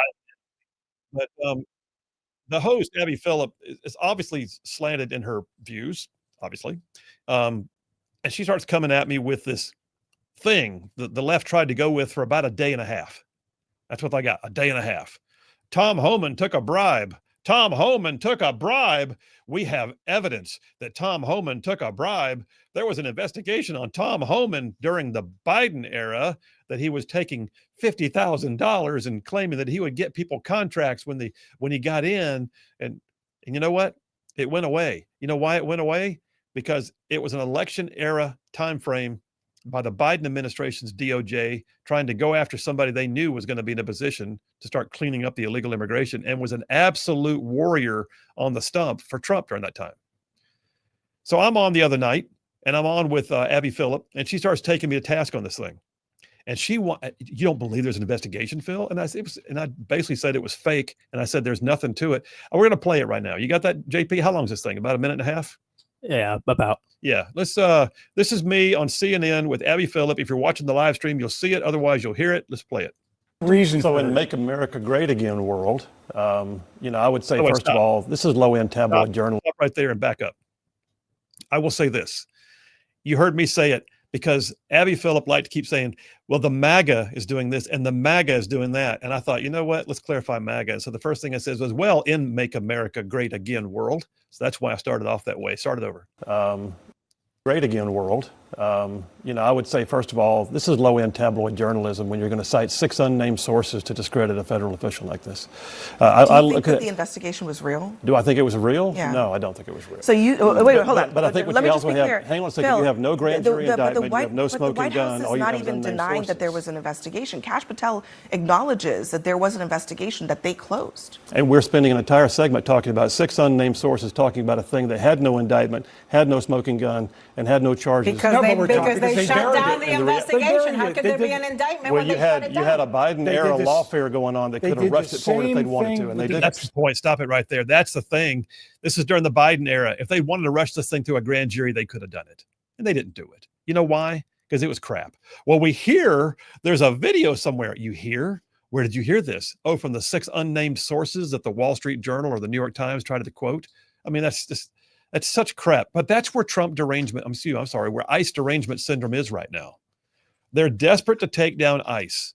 They're desperate to stop what's happening. You know why? Because we're shipping out all their new voters. That's why. Because we're taking all of the crap that they let happen for 4 years on the illegal immigration front, and we're shipping it out. And they can't stand it because every single day in the news on this, it's another in-their-face moment when they realize they let things get out of hand.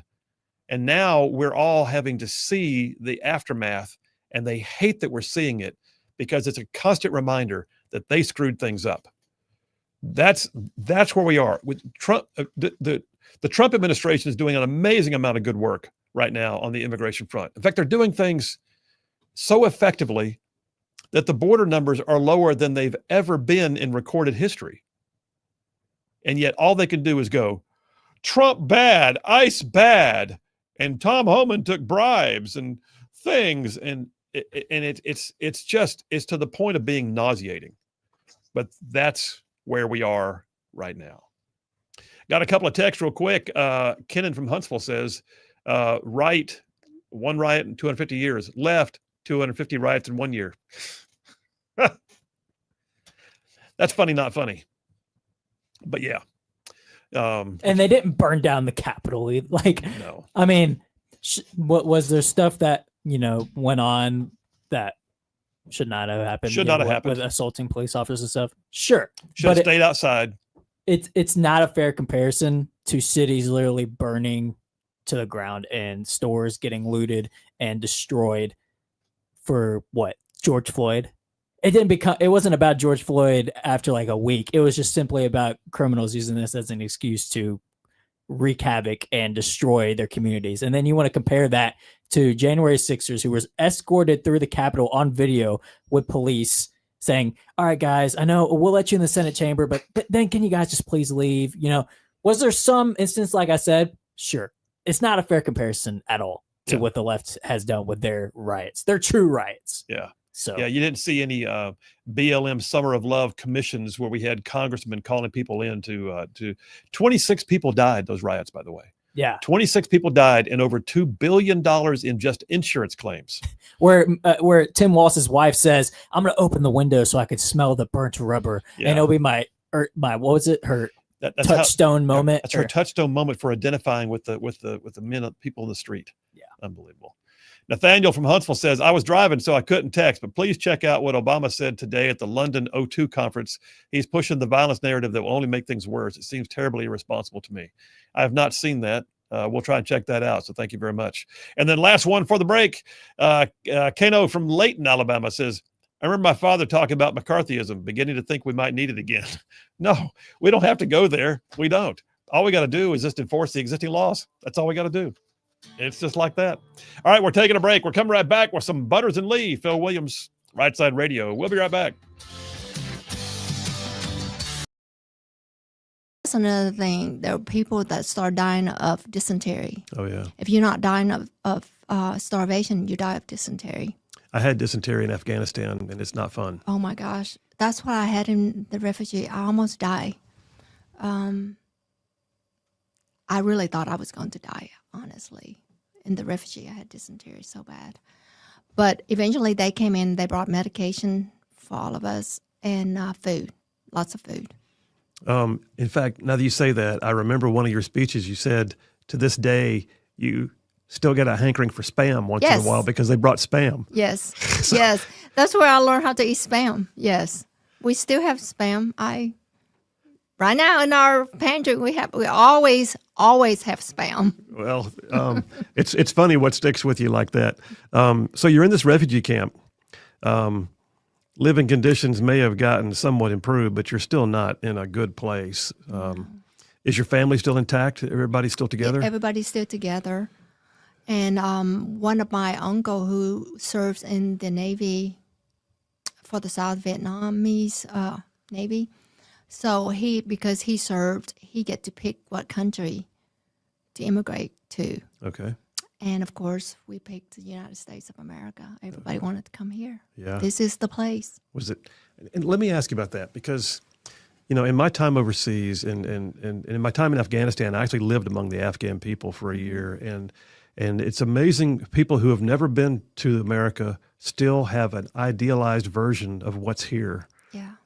So you had never seen America, but you had seen Americans, I guess, during the Vietnamese War. I have never had no. So you had no interaction with Americans interaction. before.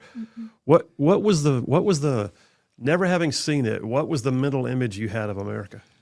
Cold. It was cold? Yes. Okay.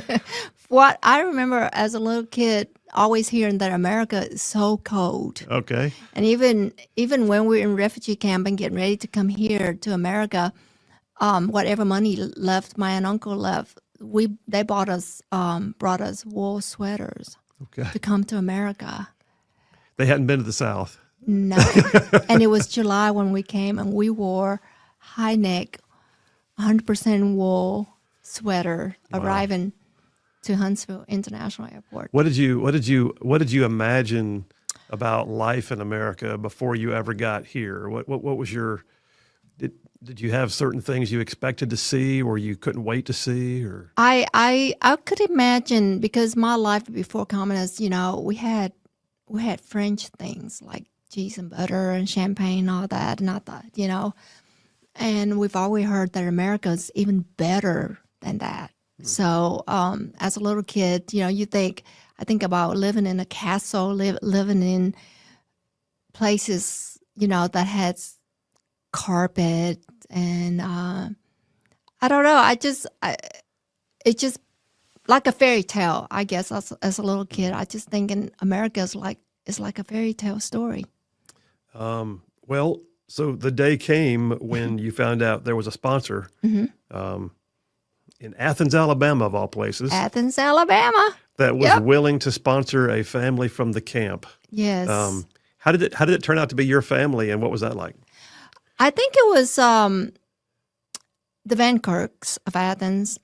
Mrs. Van Kirk was a Catholic, and there was a nun that came to her St. Paul Church and spoke on the plight of the refugee people, and said, well, they need sponsor. They need to get out of the camp. They need sponsor. And it just really touched her heart. And that's when she and her husband decided to sponsor a family. And the Catholic Church placed our family with her family. Did they have any limits, like we can only take 4, or did they say we'll sponsor whatever they consider to be their family and we'll take the whole thing? I don't know. You don't know? I don't know. I never asked her that question, and now she has long passed away. So who notified you in the camp that you were going to be going to America?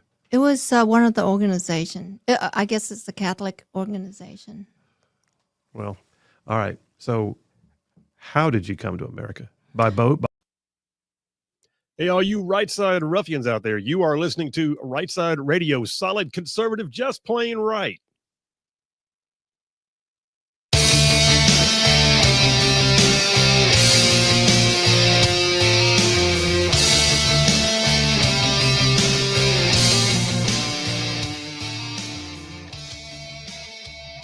And we are back. Phil Williams, Right Side of Radio, solid conservative, just plain right.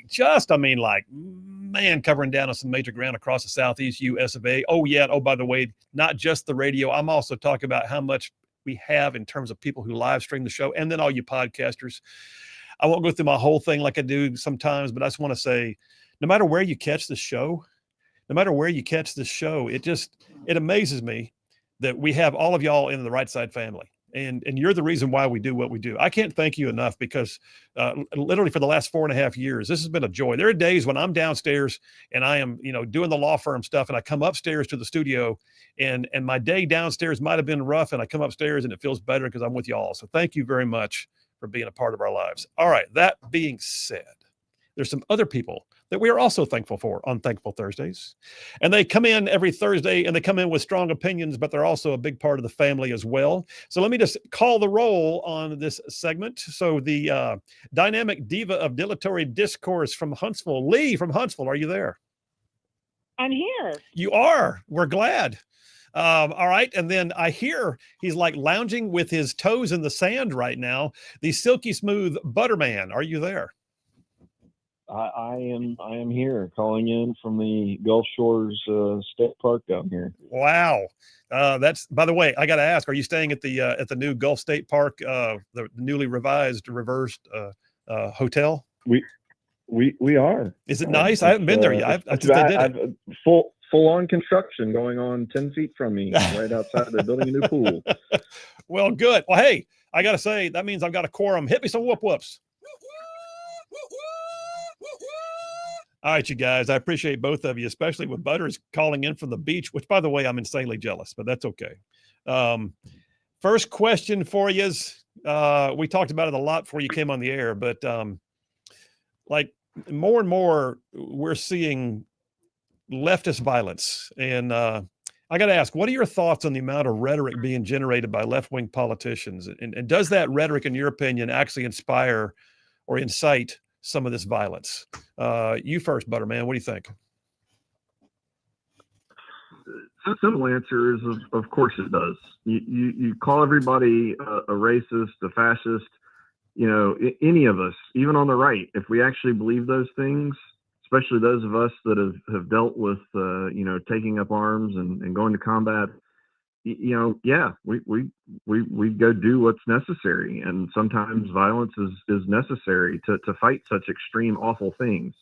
So, you get enough people saying enough things, then they actually believe it. Then they justify in their minds that they're doing the right thing. They're saving humanity.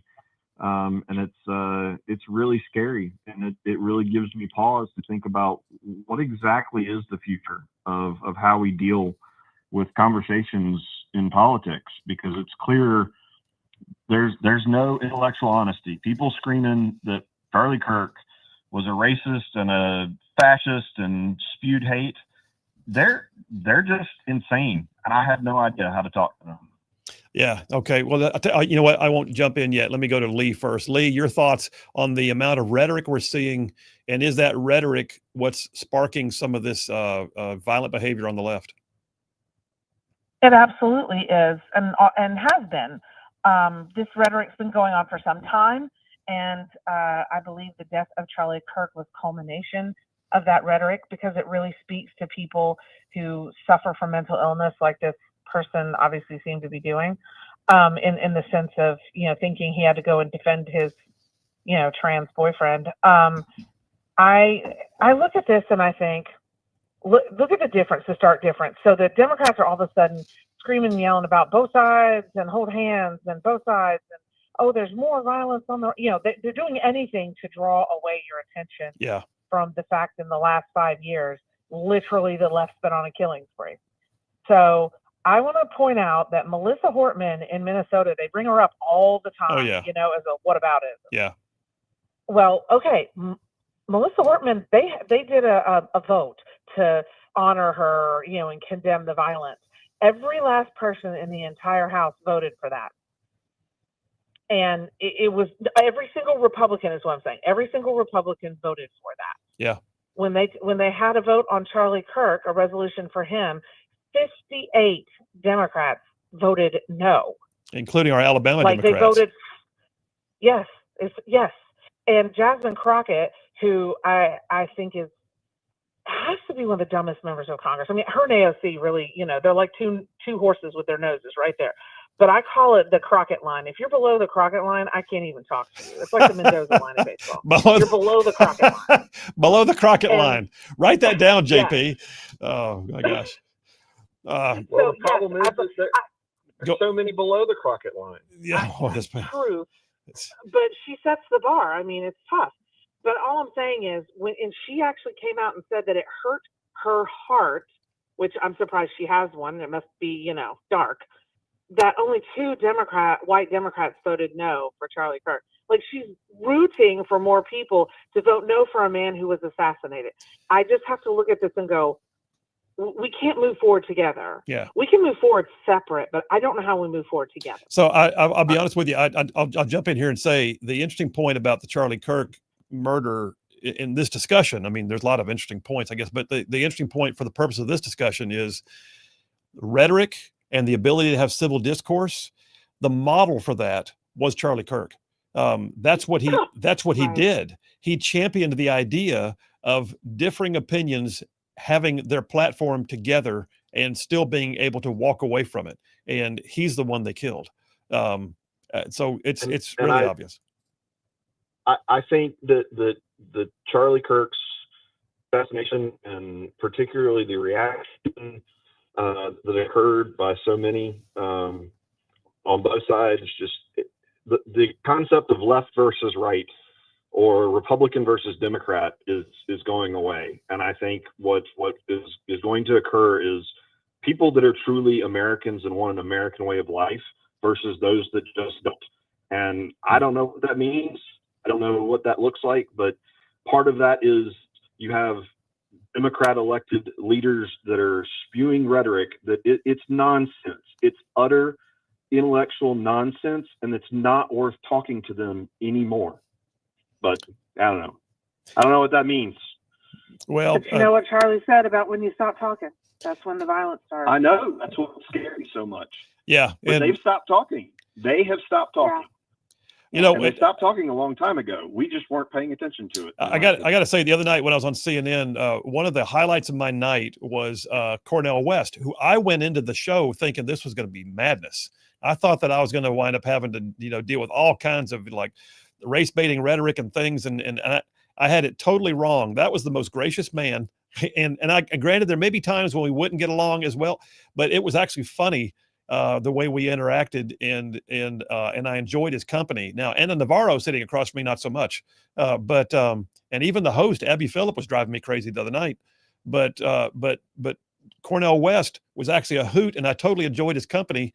And we couldn't be more polar opposite in many ways. But what I discovered was he prides himself on having discourse, and so that was kind of cool. All right, I got to get another question to you. Go ahead. I'm sorry. Well, real quick, that's what I think there are going to be legitimate liberals. I won't call them leftists, legitimate liberals that still actually want to have a legitimate country and a legitimate conversation. That's right. And we're gonna have to figure out what that looks like moving forward. I had a friend who passed away from cancer a few years ago. Actually, he was one of my attorneys at my firm, and we lost him a few years ago. And he was an avowed Democrat. And more than once, I would stop by his office and I'd look at him and go, "You're my favorite Democrat." And he would laugh and go, "That's okay. You're my favorite Republican." And we would just laugh about it. But anyway, let me do one more question before I hit the break and go into segment 2. So totally different topic. Trump at the UN. Y'all, this to me was just the height of madness. So Trump went to the UN the other day to address the General Assembly. And he gets there, and the first thing that happens is the escalator's running. He and Melania get on it, and as soon as they get on it, the escalator stops. And they have to walk up it. And I get it, but there's an escalator there for a reason, because it was a long haul up. And that was an obvious slight. And then he gets up there to give his speech, and the same microphone that the previous speaker had used, which worked quite well, was hard to hear for part of his speech. And then he gets up there to do his speech from the teleprompter, and oh, by the way, the teleprompter went out. And so he just wanted to start speaking extemporaneously, and he even made a joke about it. But it was real obvious that what was happening was there was a lot of passive aggressive behind the scenes stuff, because there had actually been liberals saying they were going to do stuff like this. And then he called them out. I mean, he called them out hard. He told them they were failing at their mission, that they hadn't accomplished anything in years, that there was no UN champion trying to end wars, that Christians were being persecuted worldwide, that they were climate change hoaxers. Anyway, all that to say, is it time for the U.S. to pull out of the UN? You first, Lee. Oh, I've thought this for years. Nobody pays their dues hardly but us. We support the whole entire big nasty mess. I thought we should have pulled out and shuttered it up years ago, personally. They're good for nothing, honestly. They really, I just need someone to give me anything, any reason why we should still maintain this, since we're supporting it. And look at the way that they, treat our president with disdain and little booby traps. They just should be lucky it wasn't Biden, because he couldn't have made his way up that escalator. It's just been over. I'm just saying that they're purposely trying to trip him up because they know that he's going to have these fiery words for them. But the funniest thing to me is, you want him to just riff? Okay, he can do it, and you aren't going to like the results. Yeah. In fact, he's probably worse for you if he does. Butter is about a minute and a half. What do you think? Is it time for us to pull out of the UN or not? Yes. Yeah. Well, I mean, what that much disrespect, and obviously, even in trying to be disrespectful, I mean, it's tongue in cheek that you take a teleprompter away from Trump. Like, how dumb are you? Yeah. You just made his whole point even more powerful. Yeah. You know, of all the people, probably the last 6 years you take a teleprompter away from, it ain't Trump. That doesn't work. That just shows you're a complete idiot and don't understand them. So yeah, what are they doing for us? How are they making the world better? All right, we're losing your signal a little bit there, Butter. So stand still, bro. But I will just end this segment by saying I agree. Now, I'm not sure I'm ready for us to pull out, like we won't participate anymore, because they're occupying some serious real estate in New York. But I am determined that it's time for us to stop funding the entire thing, and the others better start ponying up, because I'm wondering what in the world we're doing all this for, just to go there and have our president disrespected. All right, we got to take a break. Taking a break right now. That's round one with Butters and Lee on Thankful Thursday. Phil Williams, Rightside Radio. We will be right back. What happened? Biplane. Okay. Yeah, we when Is that we the first time you ever flew? Yeah. Okay. Yeah. So we left the original camp and moved to another bigger camp for 3 months. And there we were examined by the doctors and x-ray our lung to make sure we don't have TB. Some of us did have TB, and so it took a little bit longer to be on medication to get rid of it before we came to America. So we were there 3-4 months there on medications and make sure that we're healthy before we entered the U.S. So, and then we flew to Singapore. No, they took us to Singapore by boat, and we stayed there another week behind an enclosed camp there just to get us ready to come to America. And then there we flew to Seattle, Washington. That was the gateway. Okay. And then from there to Dallas, I think, and then Dallas to Huntsville International Airport. So what was your first impression of the real America? I mean, what's the first thing that you like looking back on it, what was the first thing that really struck you? I am in America. What did you see or hear or smell or feel? Airport. The airport? Okay. And there was this lady at the airport walking around with a basket of big red, delicious apples. And I remember the smell of the apple and the look of the apple. We get apple in Vietnam, but they're all bruised and everything because they ship from somewhere, you know. But this was like so perfect. And I'm thinking, America is going to be like that red, delicious apple. Wow. Everything is perfect. Everything smells so good. You know, that was my first impression of America. It's you know, again, it's one of those things where I think sometimes we take for granted where we are. Mm-hmm. It is way too easy for Americans, having always lived in the first world, Mm-hmm. to really appreciate what we have until you go somewhere and realize what they don't have. Yeah. But you came from just the opposite. You came from a period of time where your family had everything, then you lost everything and had literally nothing, and now you're here. Yeah. And red apples made a difference. Yeah. Yeah. Literally, I don't think we even have a penny to our name when we came to America. We have nothing left. Well, that brings up a point. So you came to America, but then what? I mean, so did they give you a job, a house? So now what? You've been sponsored, but what does that mean? Yeah. So when we got to Athens, Alabama,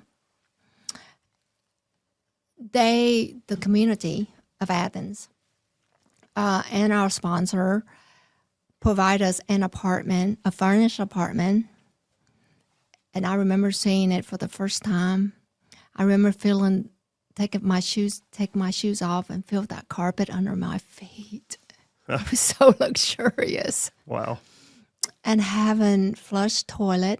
Oh, wow. We didn't have to squat to use the toilet. Running water, washer and dryer,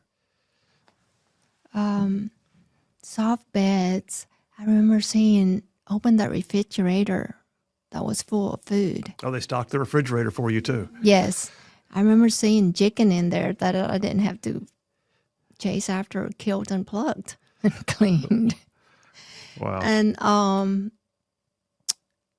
gosh, I remember that bed was so soft that even one of my cousin, the boy, he was just 3 years old, and because he's got used to sleeping on the hard floor in the refugee camp, that he couldn't handle the soft bed. So every morning we would go wake him up. He'd be sleeping on the floor next to the bed. Wow.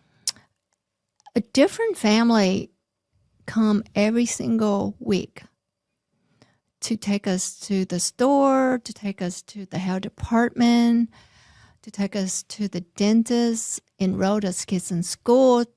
They came with taught us English. So they didn't just sponsor your trip; they No. sponsored your family to live. Yes. Wow. To help us be successful. Was this out of one church, or was this a group of friends? What was this? It was that family, and they included their friends and two churches. Mr. Van Kirk was a Presbyterian.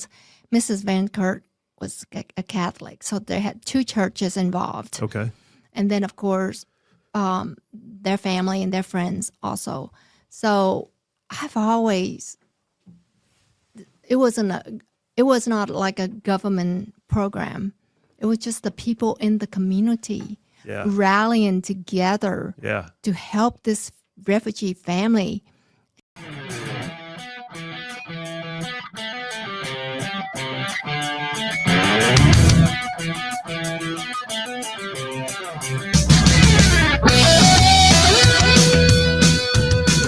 And we are back. Phil Williams, Rightside Radio, solid conservative and just plain right. Making common sense like a superpower. All right, we're back to round 2 with Butters and Lee. This is the part where they ask me questions. I just sit there with bated breath, hoping I have an answer. So I'm going to go ladies first this time. Lee, pray tell, what is your question for moi? So I was wondering if you had seen the videos on the guys that went and set up a table at Tennessee State University right up in the road in Nashville. I did. I saw a very short video on that. Yeah, I'd recommend watching a bit longer, but it kind of follows along what we've been talking about as far as rhetoric goes. These guys quickly were pretty much in danger and had to, they set up a table, wanted to have a conversation, had a couple of conversations going, and then were essentially menaced by a mob and chased off campus with their people throwing things at their cars. They're leaving. The police were really having to work hard to get them out of there. And my question for you is this sort of a harbinger of what's to come if this type of thing is now happening on college campus, to this extent? So 2 things. I don't think that's going to be on every campus. I think that there was an attitude at that campus that quickly gathered around them and made it difficult. I will say too, I don't know the status of what that was. I don't know if those kids did that as a spontaneous moment on their own. I think they did. And I really think and so here's the thing. I really think that for the moment, not that you don't have free speech rights, but there's also wisdom, right?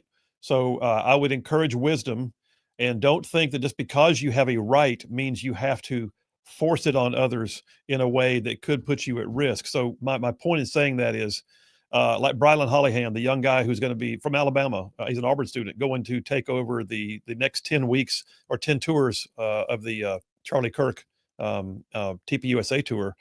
He's going to have security at every event, and he's going to have lots of things in place. And so that kind of wisdom is great. I understand why they're doing it that way. These kids who set up the table and just started going at it should have thought that through a little bit better. Not that they didn't have a right to do it, but I have to question the wisdom. I'm not saying it's their fault either. It's not at all. They got ramrodded. They got shunted out. But the fact is, just because you can doesn't always mean you should, and you better be wise about how you apply your rights, because you could wind up facing a situation like they did. The other piece of that is, though, I hope there's going to be some campus discipline for that crowd. Somewhere, someone's got to do that. That's I know, probably not. But they put out a statement basically saying that they were proud of their students who acted responsibly. I'm like, what? Who acted responsibly? Did they see the same video I did? Was what university was this? Is it Tennessee State? Is that what you said? Tennessee State. Tennessee State. It's in Nashville. Is that one of the HBCUs? Yeah, it is, isn't it? It is. It's one of the HBCUs, and so I don't know. Were these even students at the university? I don't think they were. Were they? No. These guys go around campus to campus. Okay. having conversations. So no, they weren't students. Yeah, so I don't think that was well thought out, and I think in the immediate aftermath of Charlie Kirk's murder, they probably should have thought that through a little better. But at the same time, that campus leadership better start getting hold of their people, because you can't run a campus like that. Otherwise, they're going to feel emboldened to do it to whoever they want to next. And then they'll turn on a professor, and then they'll turn on, somebody else, and then they'll turn on a frat house to frat house. It's going to be mayhem. So you better get under control right now, Tennessee State. That's all I got to say. All right, about 3.5 minutes left. Let me jump on over to Butters. What you got for me, Butterman? So did you see the little issue with DHS using Theo Vaughn in a video clip? I did not see this. Tell me. Okay, so DHS used a video clip of Theo Vaughn from a movie where he's saying, "So I see you've been deported," or something along that line. And Theo Vaughn, I saw it because Theo Vaughn replied to it and said, "Please take this down. I didn't give you any permission to do this." And indeed, DHS has taken it down. I'm curious on your thoughts on how did that happen? Who's the clueless person that's going and making content like that on behalf of a government entity? Some 19-year-old intern helping run the social media account who had the passcode to get in there for the Department of Homeland Security. Oh, listen, brother, you'd be amazed. You'd be amazed. But that being said, so Theo Vaughn didn't want it. Okay, I get it. The other question is, what was already licensed in the public arena? If this was a clip that was part of did they actually remove it from a movie and copyright infringement, or was this something that was already in the public arena for use? I can tell you where this came from. Okay. This came from a guy who handed him his cell phone and said, "My friend's getting deported. Can you tell him something?" Just some random dude. And then he looked in the cell phone and said that. So it was actually the guy who owned the cell phone. He owned that content. Interesting. Okay. You know what? The end result is DHS took it down because they were asked to. Okay. No harm, no foul. But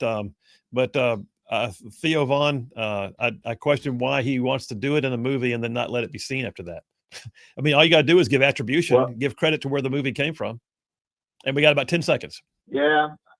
Well, I think there's plenty of celebrities they could have gone out to get the exact same effect that would have voluntarily done that. And I just question that's just kind of adding fuel onto an already dangerous fire of misusing content and saying things and misleading people. So. That's fair. And the music's playing. Appreciate you both. Butters, enjoy your time at the beach. Phil Williams, Rightside Radio. Y'all stay tuned. Hour number 3 coming up. I tell you, we would not be a successful family if it wasn't for the community of Athens. I mean, I think you just nailed something too. In communism, the government does everything. Yes. What? Yes. You came here, and it was private citizens who did everything. That's right. And they did it out of the joy of their hearts. That's right. Wow. That's right. That refrigerator, you talked about that in one of the speeches I watched. You talked about that refrigerator, and you said a few things just now. There was a chicken in there. You didn't have to catch it and pluck it first. But you also talked about one time when you thought you needed to eat some ice cream that was in the freezer. Yes. So we're, of course, we came from a refugee camp, so food was, you eat everything. You don't waste anything. You don't waste anything. Yeah. So one day we're just sitting around, looking in the freezer and refrigerator and see what we can try. And we took out this tube of thing that looked like an orange sherbet. Okay. And we all took a spoon to get us try this American orange-looking sherbet. And we all went, "Oh my goodness, this tastes terrible." It was so strong. But because we just came from refugee camp, we sat there and ate a whole tube of orange sherbet. And it wasn't orange sherbet. No, a few days later, our sponsor, Mrs. Van Kirk, came over and she helped to make breakfast, American breakfast for us. The Southern grits and the bacon and the eggs. And she went into the freezer to look for this orange-looking sherbet tube. And she couldn't find it, and we told an interpreter that we ate it, and it was horrible. And the interpreter told us that it wasn't sherbet; it was actually orange juice concentrate that we ate. Oh my gosh, I bet that was strong. That'd take the enamel right off your teeth. Yeah. Well, but I think you made a point though. Having come from where you come from, you don't waste anything. No. You don't. And I would bet that was more than just food. It was probably everything. Everything had purpose, and everything could be repurposed if necessary. Well, so you just mentioned a minute ago, though, you were working through an interpreter.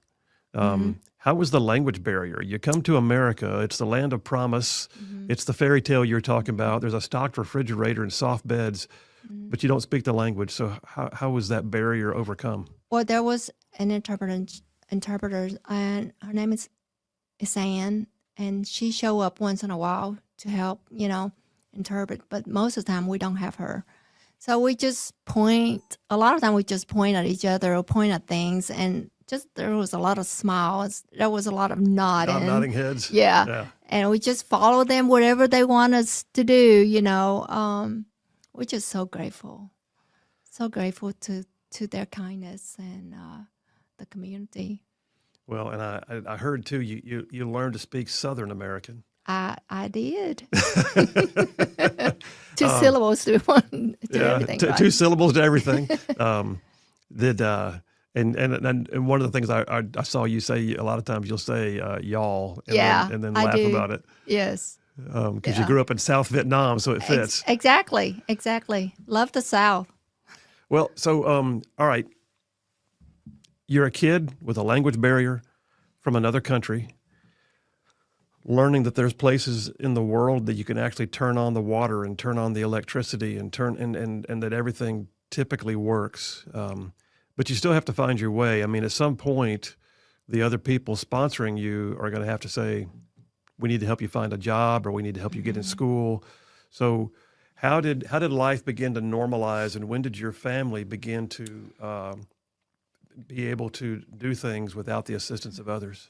Yeah, it was probably, they were with us for at least a couple of years, believe it or not. That's amazing. Isn't it? That's the goodness of people right there. Oh my goodness. Praise God. The love that they shown is just unbelievable. Some of them with us, checking in on us, even after a year or two, they were still checking in on us.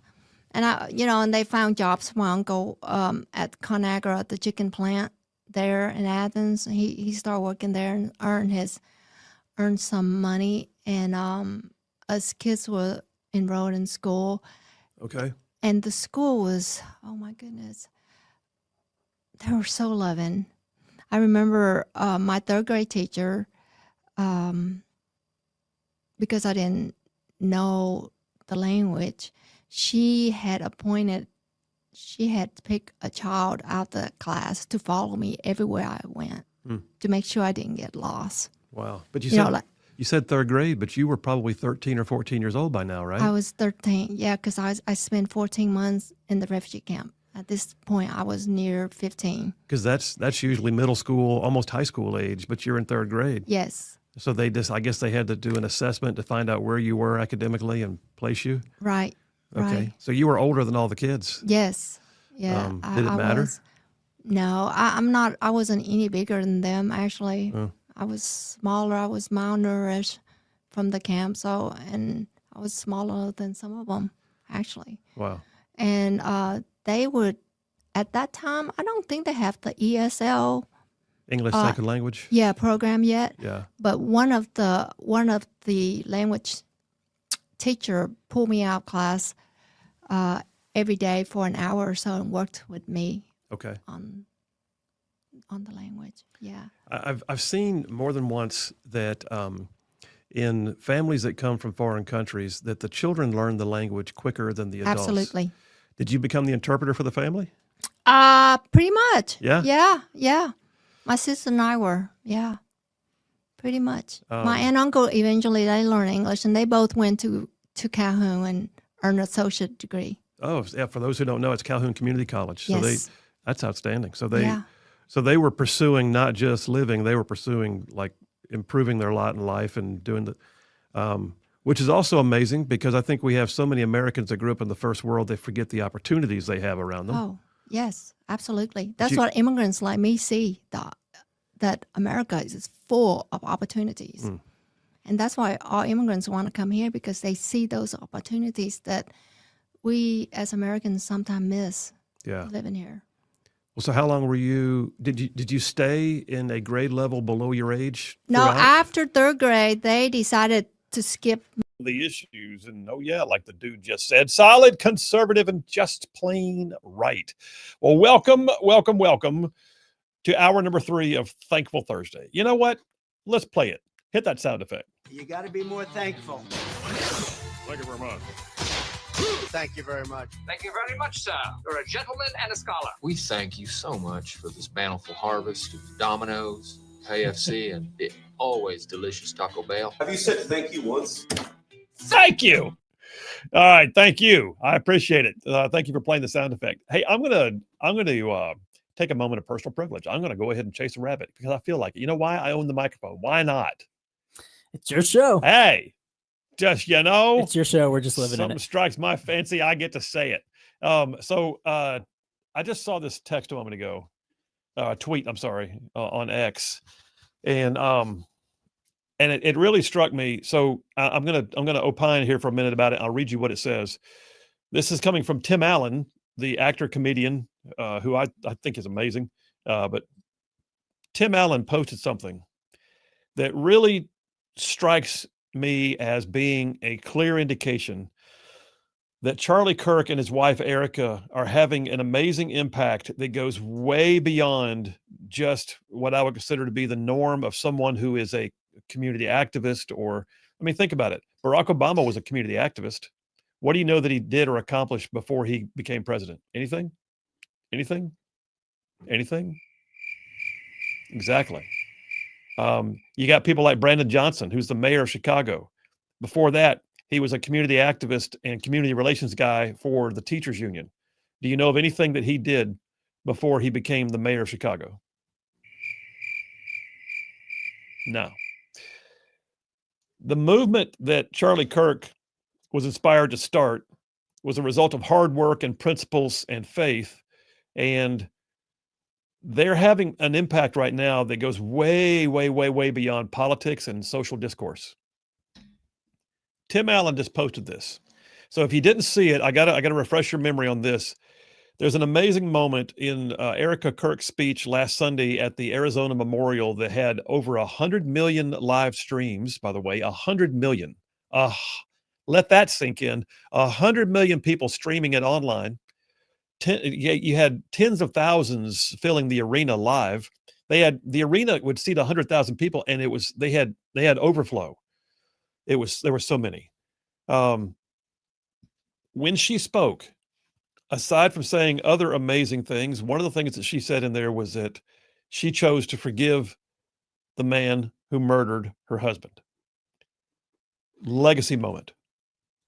Like the kind of moment that you look at and go, that was a thing that people heard her say that so galvanized people's spirits, not just their attention, but their spirits.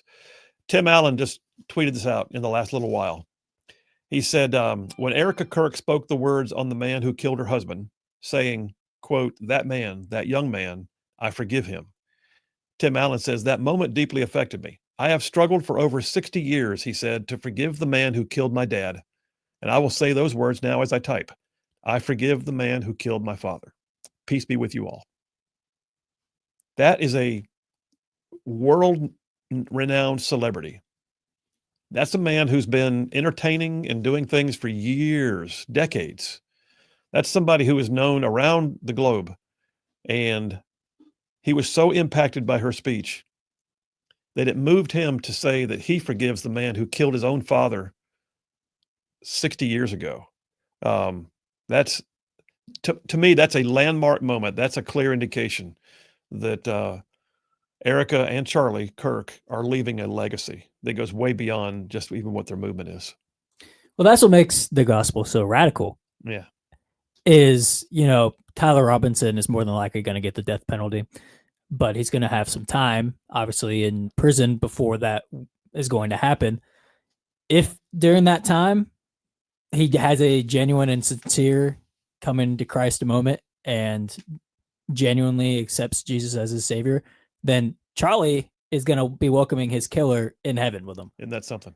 That's what makes the gospel so radical. And that's what makes, the side, Butters mentioned it earlier. It's not even a right versus left battle anymore. It's looking like just pure good versus evil. Yeah. The side of good is the side that will forgive the side of evil if they genuinely, sincerely, accept Jesus and come to the, but that the evil side, they will that's not in there. They don't have the Holy Spirit to do anything like that. Yeah. But that is the message. And nobody would blame Erica Kirk if she went to the podium and said, someday I will forgive him because I know I'm supposed to, but it's a little bit too soon. Yeah. It's still a little bit too fresh, and everybody would understand that completely. But I think her using that moment to spread the radicalness of the gospel, I think, was to over 100 million people and even more in person. I think that's the gospel. I can't remember the last time the gospel has been spread to that many people at one time like that, especially from Erica. It was, and not only that, it was world leaders who were speaking the gospel. I mean, the key to me was Marco Rubio was one of the best. JD Vance did a great one as well. Yeah. Pete Hegseth. Yeah. But yeah, so I just saw this tweet. I don't want to belabor it too much. You know what? Why not? I'm belaboring it. It deserves to be belabored. But Erica Kirk has impacted the life of Tim Allen, who is known worldwide, who just announced to the world that because of her example, he is choosing to forgive the man who killed his father. And he's dealt with it, he said, for decades. And her moment on stage brought him to a new place. Let me get a few text messages. We'll take a break. We'll come back and we'll jump on to the next dipper. Badger from Athens. Hadn't heard from Badger in a while. Badger from Athens says, kick the UN out. Put up a new Trump Tower in place. Make money instead of losing it. You know what? You don't have to put up a new one. What Trump does is he buys old properties and he restores them. Everything he's got is like that. Like Mar-a-Lago was actually a derelict property. He bought it and made it into a jewel. And then you've got... to me, one of the best hotels I have ever stayed at, classy, it was incredible, was the Trump Hotel in Washington, D.C. Amazing. And it was actually the old post office building. So I say we take the UN and just like gut it and upgrade it and convert it to a 5-star hotel Trump. We can do it. I think it's possible. Maybe Woodrow Wilson was onto something. Like Woodrow Wilson, what'd he do? We're going to create the League of Nations. Oh, y'all going to be a part of it? Nah. Y'all do that. We're good. Maybe he was onto something. He was ahead of his time. Yeah. Well, we'll see. I mean, right now we do have Michael Waltz as the brand new UN ambassador. So we got a former Green Beret sitting in the seat right now, staring people down. But all I know is I'm tired of us paying all the dues, and then they come here and they don't pay their traffic tickets, and they run amok around the city, and they own the best real estate, and then they do things like turn off the escalator when our president's coming up with his wife, by the way. Yeah. Jeff from Indiana says, "Hey Phil," he said, "Well, I lost it." He goes, "Hey Phil, I think we should pull out of the United Nations and kick them out of New York City. I have the perfect place to put them, and that would be in Israel. That way, all these haters could go to the UN building and be surrounded by people they hate." That's funny you say that. But if you ever read any of the Left Behind series books, the post-rapture fiction, but yet based on, pretty solid research on scripture and post-apocalypse and all that. Anyway, the Antichrist moves the UN from New York to what they call New Babylon. And it starts the New World Order. And if you see the UN moving out of New York City, stop and look and see where they're going. Yeah. Kennan from Huntsville says, instead of escorting conservatives off campus, why weren't the police arresting the mob leaders who were menacing them? Well, I think their first job was to protect and defend. So the first thing they had to do was to provide safety and safe exit for their ward. My point, though, is now you go back and arrest some of those rabble rousers. Now you go back and you deal with, at the very least, there should be some campus discipline, some measure of, bringing them in and reading them the riot act and telling them that won't ever happen on this campus again because we have pride in who we are. But apparently that's not happening. John from Minor says, this is my hand. I bet Barack Obama I don't know what's happening here. What He's are we got doing? calluses on his hand. Oh, I did not know where we were. Okay, now I understand. John, I just was a little worried about where we were going. Okay, I got you. He's got a calloused hand. Thank you. He says, I bet Barack Obama never accomplished one of these. Betting you're right. I bet he's got a very soft handshake. JT Lacey Springs says, kudos to Tim Allen, who had questionable past, but he moved forward. That's true. He did. And he's the first to admit it. All right, we're taking a break. We're coming right back from this one. I'm going to jump on into something. Y'all, did you know? We broke the woke. We did. It's happening left and right. Woke is like capitulating. Phil Williams, Rightside Radio. Y'all stay tuned. We'll be right back.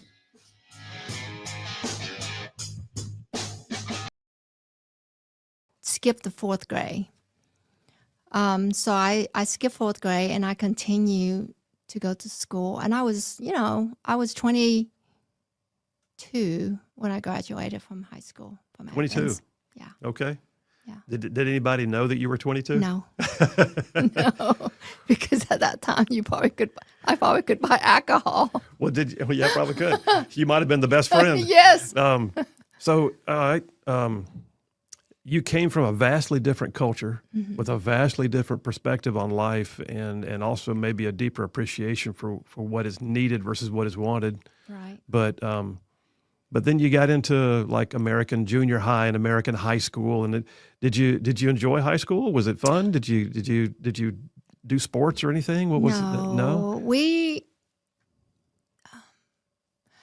So we saw the opportunities that was here in America for us, and we knew that we left relatives at home that are struggling. Yeah. So I didn't have your typical high school, high schooler that's going to sport and going to doing all these things that high schooler do. And at that time in Athens, every Friday night they would ride around the square in their car, with their music blasting. That was the thing to do. Yeah. I didn't get to do any of that stuff because I was working. Okay, where'd you work? So my aunt and uncle, they earned an associate degree from Calhoun Community College, and they both got jobs. And from that, they saved their money enough to buy a Chinese restaurant. Really? In Huntsville, which is 30 minutes, about 20 at that time, about 20 minutes drive from Athens. Okay. Yep. So they bought the restaurant, and so I worked there, 7 days a week in high school. All right. So I grew up in Huntsville. Yeah. You know that. You know some of my family. We Yes. discovered earlier. Uh-huh. Where was the restaurant? It's no longer there. Okay. It was a Hong Kong Chinese restaurant on North Parkway before you get to Max Luther. Yeah. I think It's I've eaten right- there. No way. I might have served you. You might have. That's crazy. Yeah. So let's see. It was it was attached to a hotel that has the orange roof. The orange roof. Yeah. Oh. Your husband's over here wanted to say Yeah, it. Don't worry about it. I But know. but the reality is, so your family oh, had a gosh. restaurant and you worked in it. How many days a week did you work there? 7 days. Oh, so you went to school and worked 7 days a week. Mhm. I would go to school. After school, I would drive up to Huntsville and work there, waiting tables. And in between waiting tables, I'm doing my homework. So you've definitely got a work ethic. Yes. The restaurant was where you spent the majority of your free time, which wasn't really free, but was the whole family involved in the restaurant? Yes. My aunt and uncle, of course, my aunt would quit her job to run the restaurant. My uncles continued to work just to keep the insurance. Yeah. And my sister would stay back home to take care of their boys who were still in school.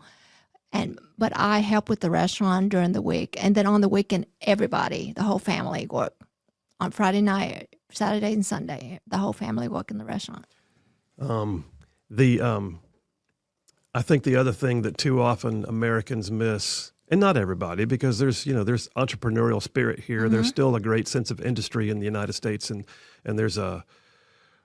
there are people that appreciate what we have, but there's also people too often that become complacent and don't realize that sometimes hard work really does pay off. Mm-hmm. And that's also honoring God. That's a stewardship of what he gave you. Exactly. Part of stewarding is even your time. Right. the relationships that you had with the sponsors who were with you for 2 years. One of the things that strikes me, there's a passage, and I've got to think where it is right now, but I think it's in 1 Thessalonians, but it says, because you had become so dear to us, we were content not only to share the gospel with you, but even our very lives as well. Meaning that what you had was a deep relationship with these people. Did that continue even after the first 2 years? Did the families you had seen that sponsored you and helped you, were they still around? Were you still seeing them? Yeah, we still continue to see some of them. You said something in one of your speeches too about something. I'm jumping around a little bit, but you said something about one of the things that really got you was a Salvation Army angel tree. That first Christmas in America, I was 13. Okay. And then my sister, who was 10, 11, and then I have three. My aunt and uncle had three.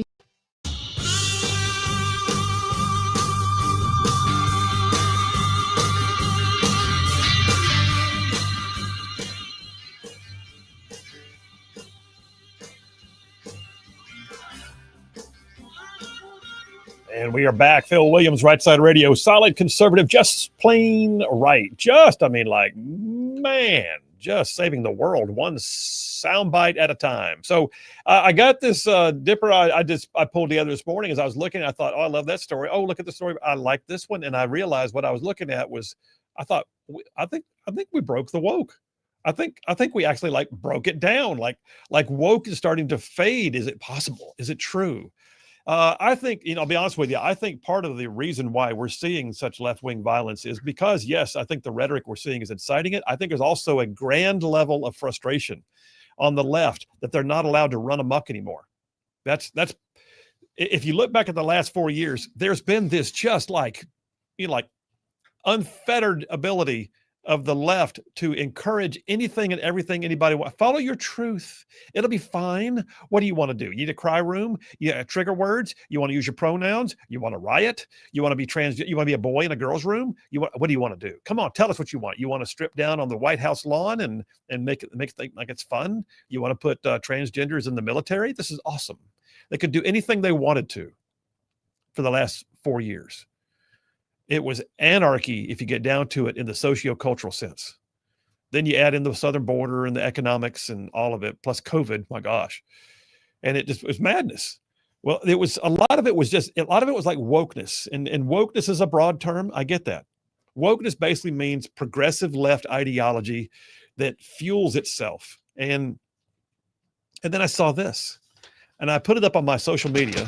You can find it on my Twitter feed at Phil Williams, SEN Phil Williams. You got that?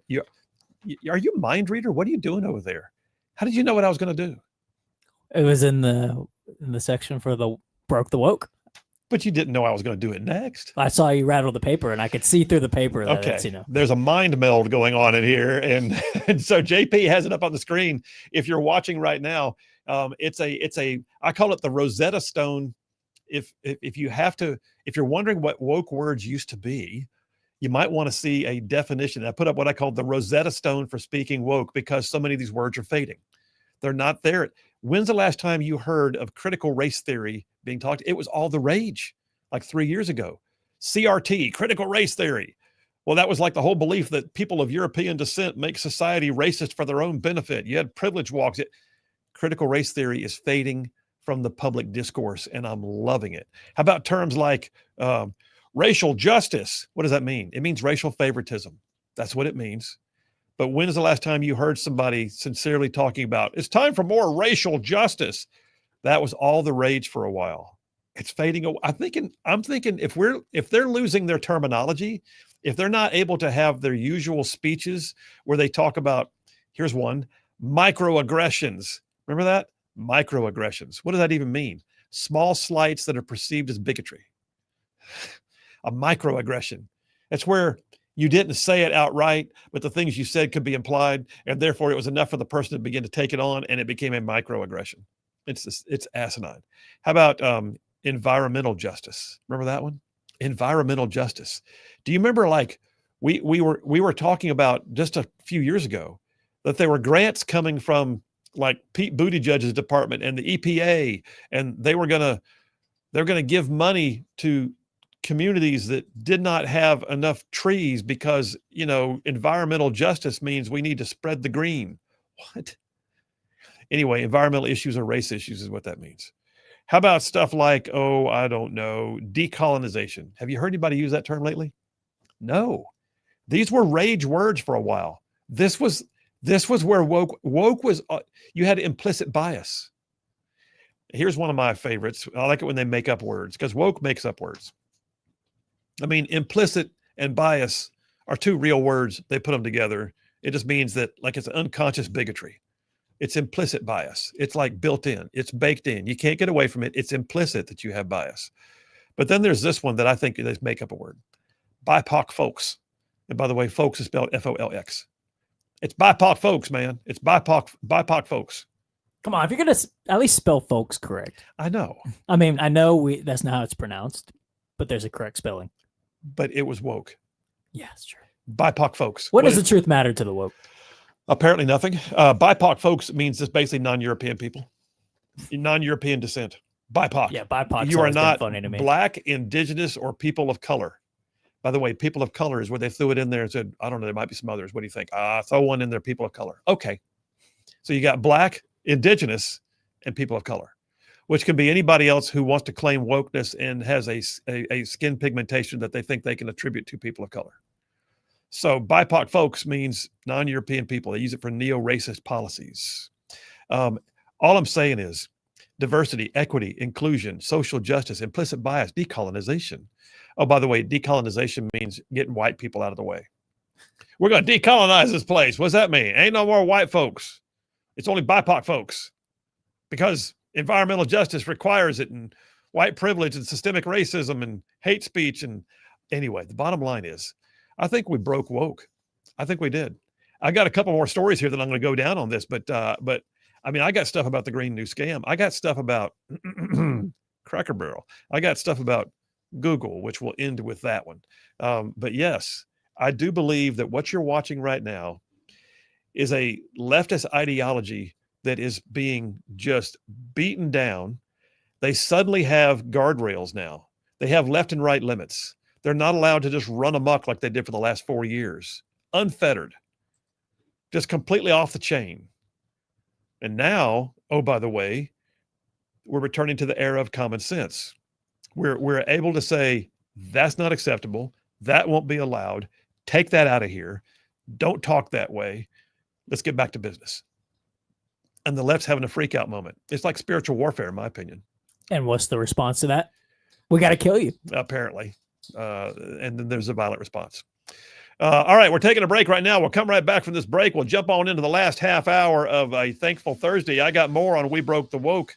And then we'll take your calls and texts, 833-687-4448. That's 833-68-RIGHT. Y'all stay tuned. We'll be right back.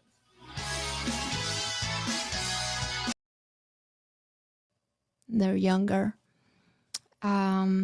So that very first Christmas, I woke up, don't understand anything about Christmas. You grew up Buddhist? Is that right? I think I heard you say that. Yeah. I grew up, well, my family, yeah, Buddhist, but we weren't like practicing Buddhist, religiously or anything like that. I think it was just one of those things that you kind of pass on from your ancestor. It was cultural religion as much as anything. Yeah.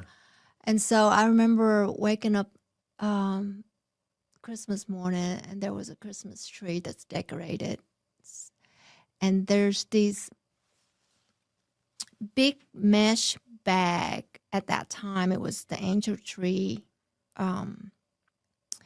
Came from the Salvation Angel tree, which I didn't know that it came from Salvation Angel tree, Salvation Angels tree program. Yeah, I didn't know that, but I remember waking up seeing that the tree and these big mesh bag that full of toys and oranges.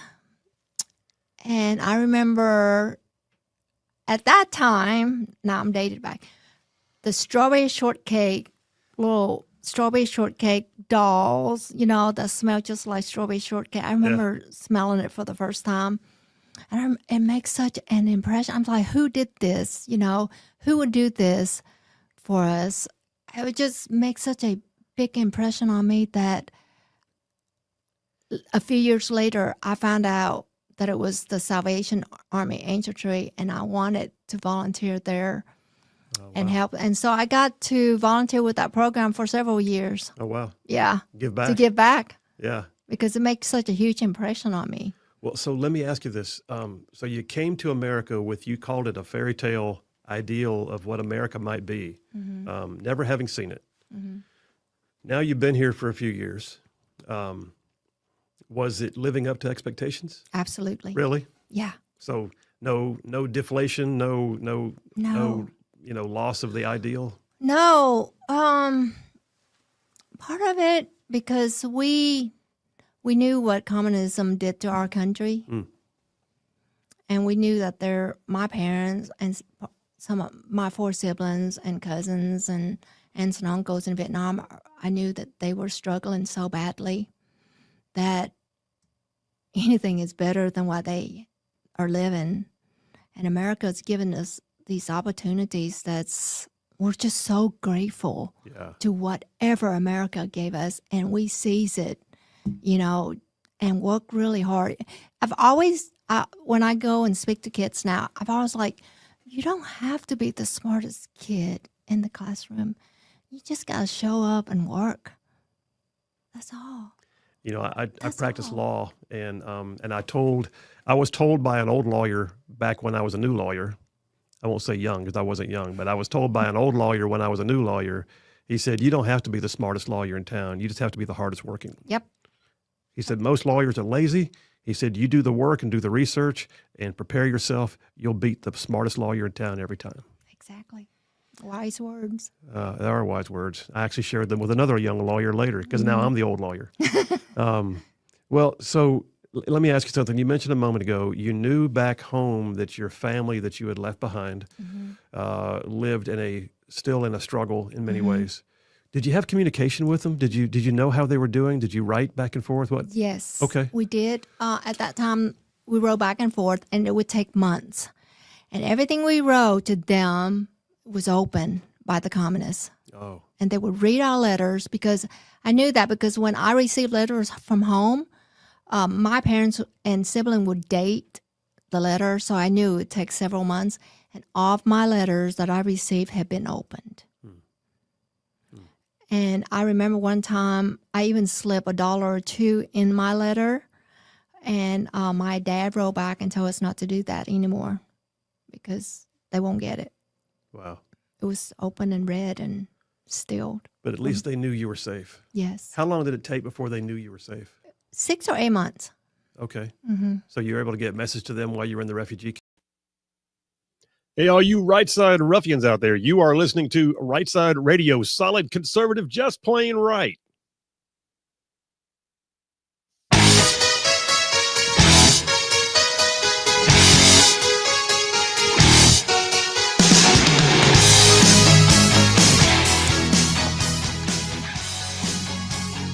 And we are back. Phil Williams, Rightside Radio, solid conservative, just plain right. Covering down on some major ground across the southeast U.S. of A. Y'all, I'm talking about this show. This one, goes like from Huntsville back over to Chattanooga. I'm talking about from Tuscaloosa back over to Gadsden. All the way down to that loveliest little village on the plains that we call Auburn, straight across the line from there to, once again, what we call Fort Benning. Home of the airborne. And then, oh, by the way, that's all the way up into North Georgia and parts of Mississippi, just for good measure. And that's just the radio. That's just the radio footprint. And then, oh, y'all out there in the whole wide world going to the World Wide Web, live streaming the show. We can see the numbers. You're live streaming the show, looking inside the studio right now, live streaming on places like X and YouTube and Rumble and Facebook. And, oh, by the way, our website, rightsidemedia.org. It's rightsidemedia.org. And then all you podcasters who catch it after the fact. Bottom line, I say that all the time. That's my way of identifying that we see where all of you are, and we know it, and we appreciate it. And it's not just like on Thankful Thursday. It's like all the time. You're the reason why we do what we do, and we appreciate you more than you can possibly know.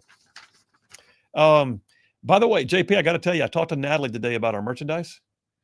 I mentioned the bin shot glasses being low on stock. And Yeah. she said we had a run on them. Like really? she just mailed out like 6 today. Nice. So I'm not sure how many we have left in stock right now, but it sounds like if you want one of our limited edition bin shot glasses, it's a highball glass that is custom made just for our Rightside ruffians. It's a highball glass with the engraved Rightside Media logo and the words bulletproof influence right underneath it. And there's a bullet, a 308 round embedded in the glass. It is so cool. They're custom made for us by a company called Binshot. And we've been selling them like hotcakes, and they're on our website, rightsidemedia.org. If you want one, there's only a few left. We talked about whether we're going to do another round of these or not. And I don't know. It was a good limited run, but man, they sold. My gosh, they sold. So yeah, I need to go back and look and see in the merch room what we got left, but I think there's only a handful left. I should have asked her what the numbers were so I could say, get the last 3 or something, but I think we're pretty low. T-shirts, hats, and all that stuff there too. I got to tell you, so we broke the woke. Here's one for you. The green new scam. Now, I've been calling it the green new steal, and I wish they would use my term. I would give them carte blanche to use it. But the Trump administration typically calls it the green new scam. Same thing. But Energy Secretary Chris Wright on Newsmax yesterday, or actually today, announced that we have now saved the taxpayers $13 billion. $13 billion was being held in different government accounts targeted for what was commonly referred to as the green new scam. All kinds of unobligated funds that were tucked away into accounts. And listen, you'd be amazed how much money is squirreled away in government accounts, like scads, like probably trillions. Alabama alone, I could tell you there's billions just squirreled away. Anyway, Secretary Chris Wright for the Energy Department said the American people elected President Trump largely because of the last administration's reckless spending on climate policies that fed inflation and failed to provide any real benefit to the American people. Yeah, I would ask you, what benefit did you see from all of this spending on the Green New Steel? Anybody? Anybody at all? Anybody? Okay. No, that's right. So in terms of we broke the woke, yeah, one of the things we're doing is we're finding all their scams and we're fixing it, man. Then there's Cracker Barrel. Oh, Lord. I'm not sure they've learned their lesson completely. The people that made the big mistakes are still there. But yes, I got a piece from the New York Post came out yesterday afternoon. Cracker Barrel has now been dethroned as the fastest growing U.S. breakfast chain as Republican diners flee over the logo fiasco. So the point is the fallout is still going. They're trying to recoup. Charlene and I even talked the other day about actually going to Cracker Barrel. You want to go to Cracker Barrel? I don't know. It was that conversation. I don't know. Waffle House went up 1% in their overall sales growth. IHOP, Denny's, Waffle House is now beating Cracker Barrel as the fastest growing breakfast chain in the nation. So that's interesting, and all of it comes from basically they had all their tchotchkes and they had all of their look and they had their down home feel and they had their comfort food, and they got woke and too big for their britches, and they are now. Oh, I'm sorry. Did we break the woke? We did. We broke the woke. Cracker Barrel out of first place. Just saying. It's like when a friend stabs you in the back and then apologizes and tries to be your friend again. It's like, I can't look at you the same. I can't.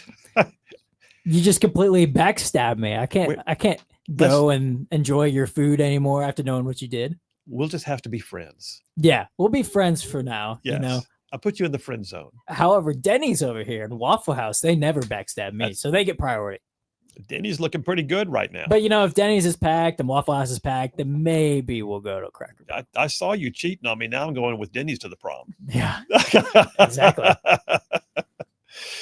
Last one, and you chime in on this because you told me some things about it earlier that I did not know. So it may not be near as broke as I thought it was going to be, but we had a major announcement, which is really not getting a lot of airtime right now. I want to dig into it more, maybe make more of it next week.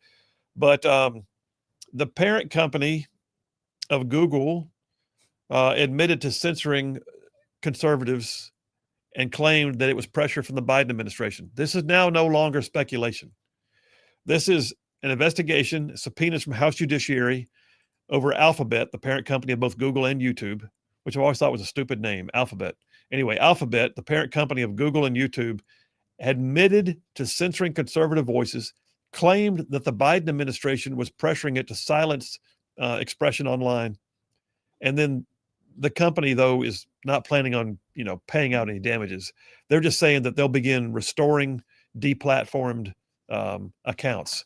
Now, that being said, I was mentioning this to JP right before the show. Me personally, I look at this and thought, we broke the woke, because some of the wokest of the woke was big tech.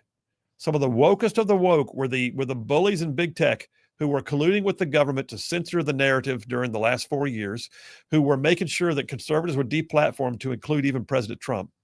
And what we're finding out now is it wasn't just that we could tell we were shadow banned. It wasn't just that we could get mad about Trump being deplatformed. It was that it was a part of a government-led operation to censor, and Alphabet, who owns Google and YouTube, is admitting it now. And that just came out in the last couple of days. But you told me, though, that Alphabet is not quite as, YouTube is not quite as actively engaged in fixing it as we thought they were. So they released a statement because Alex Jones and a couple of others that were banned from the platform for their political beliefs, they tried to join yesterday after this announcement, and they initially joined, and then their accounts were then immediately banned. And YouTube put out a statement and said that we've seen some previously terminated creators try to start new channels. To clarify, our pilot program on terminations is not yet open. It's still against our community guidelines to previously terminated users to use, possess, or create any other channels. We'll terminate new channels from previously terminated users in accordance with these guidelines. So here's what does all that mean? Here's the two-parter with that. So, they claim that they're going to allow these people back that were taken away, their channels were taken away for political reasons. They're going to bring them back. So like you said, they're admitting they did it in the first place. But the pilot program that they're calling it is a pilot program. Just turn the switch on. It's a limited hangout. So, and I kind of predicted this would happen. They'll probably look and say, you can come back in, but you weren't gotten rid of for political reasons. You were terminated for hate speech. You were terminated for white supremacy. They have their list. Yeah. So it's going to be a limited thing. They're going to say, yeah, this guy who maybe said this thing that was kind of, he can come back in, but this vaccine denier, this Nazi, this hate speech, no, he can't come back because he wasn't gotten rid of for political reasons. He was gotten rid of for something way worse. And I guess they're saying that Alex Jones qualified for all of those.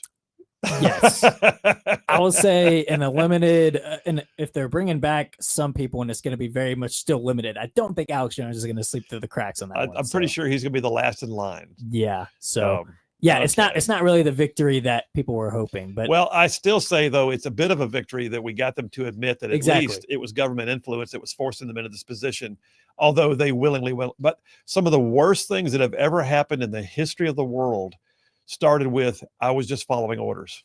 But this the hypocrisy. They claim the right's the authoritarian regime. That's right. The right isn't the one that is. Hey, it's us taking away YouTubes at people that are just questioning, COVID vaccine or election results or whatever. That the right's not the one doing that. But I agree. That is the victory in this, that they're admitting that it happened. And it wasn't just YouTube. Zuckerberg admitted he covered the Hunter Biden laptop or censored it. The Hunter Biden laptop story from Facebook because he was told to do so. So I think that is the victory, that they're openly admitting it was happening. Put that Rosetta Stone back up on the screen if you don't mind. So I'm holding it up so you can see that I've actually got my own copy. But if you're watching the live stream, you can find this on my Twitter feed. Just scroll down a little bit, but at Sinphil Williams, SEN, at Sinphil Williams on X. I posted this today. This is the Rosetta Stone to help you understand the biggest woke words that we're seeing fade from our existence right now, because overall, I do believe we have pretty much broke the woke. Roy from Hartselle got us his info. You see that right there. So let's make sure we take care of him. And then I got a couple of text messages. Clint from Tony checked in. He says, "Hey, Phil, I missed the first half of the show, so I'm only getting half a fix today." Brother, it's always podcast. Go back and get it. But he says, "Great choice of words when you said that Tim Allen chose, in quotation marks, chose to forgive his father's killer, just like Jesus chose to love us all. So when he sacrificed himself for us all, God bless." Clint from Tony. You are right, man. It was no one forced him or coerced him. It was a choose. It was a choose option. Thomas from Athens says, I applaud that wokeness is weakening. However, the godless left never give up. With evil on their side, we right-siders must be responsible warriors. As I have history at NASA in IT and AI, my next big concern is that millions of people using AI frequently are in genuine danger of being corrupted, and worse, AI doesn't discriminate. What still applies is garbage in, garbage out. And there is a world of wokeness and nihilism out there for AI to gather up and regurgitate to users. That's a fair point. It's a very fair point. A couple more texts for the break. Brian from Harvest says, can there be a lawsuit against the Biden administration for freedom of speech issues? Well, one of the things you'll find is that Alphabet, the parent company for YouTube and Google, said it does not intend to pay any reparations for anybody. So could there be against the former Biden administration? Well, that's suing the government. Pretty high bar. And a lot of times you'll wind up seeing there's a cap on damages. So it would have to be very carefully couched lawsuit. Roy from Hartselle has got something. Oh, I'm sorry. Yeah, Roy, I'm sorry. I'm reading his text, but he's talking to you. So we're squaring that away. And then Steve from Huntsville says, Colonel, have you ever seen a Waffle House across the street from another Waffle House? This is by design. All Waffle Houses are the same layout, the same size. And instead of building a larger Waffle House, they'll build another one in the same parking lot if necessary due to demand. The Waffle House model is amazing if you look it up. Thanks for another great show. Thank you, Steve. Appreciate you. And we're taking a break. Right now, Phil Williams, Rightside Radio. Y'all stay tuned. We will be right back. When the organization came and helped us, we wrote a letter to my cousin in Australia, and they delivered to my cousin in Australia. And my cousin in Australia wrote to my parents, said that your family is in a refugee camp in Indonesia. That's how they, because my mom, I found out later in 93 when I went back that my mom, the market in Vietnam is, people go to the market in Vietnam a lot, every day, right? Like the street markets. Right. Yeah. But it's also a social place, a place where people catch up with their neighbors, and find out, all the gossip going on. And every day she would go to the market and she would hear so-and-so left, but they didn't survive the sea. Oh, wow. So-and-so was robbed by pirates and they killed everyone. It got to the point where my parents hadn't heard from us for months. My mom was so distraught. She thought that she might have sent her kids to die, because she hadn't heard from us for months, and she didn't think that we had survived. She said, I can't hear this anymore. So she stopped going to the market, and she shut herself upstairs in one of the rooms until she could hear if we had survived or not. Wow. And my sister said one time she went to spend some time with my grandmother for the summer and came back, and my mom was sitting there, and she didn't recognize my mom because my mom had lost so much weight, and she was just grieving, thinking that we didn't survive. Wow. But you did. Mm-hmm. You came to the United States. Life is better. And were you able to communicate with them directly at that point? Were those letters, you weren't having to go through Australia anymore. You were sending letters directly. Right. Wow. So you're 22 years old leaving high school, but you met a guy named John at some point, who's sitting over here to my left. And you and John now have been married for a lot of years. It'll be 35 years this June. Yeah. My wife, Charlene, and I are at 38. Wow.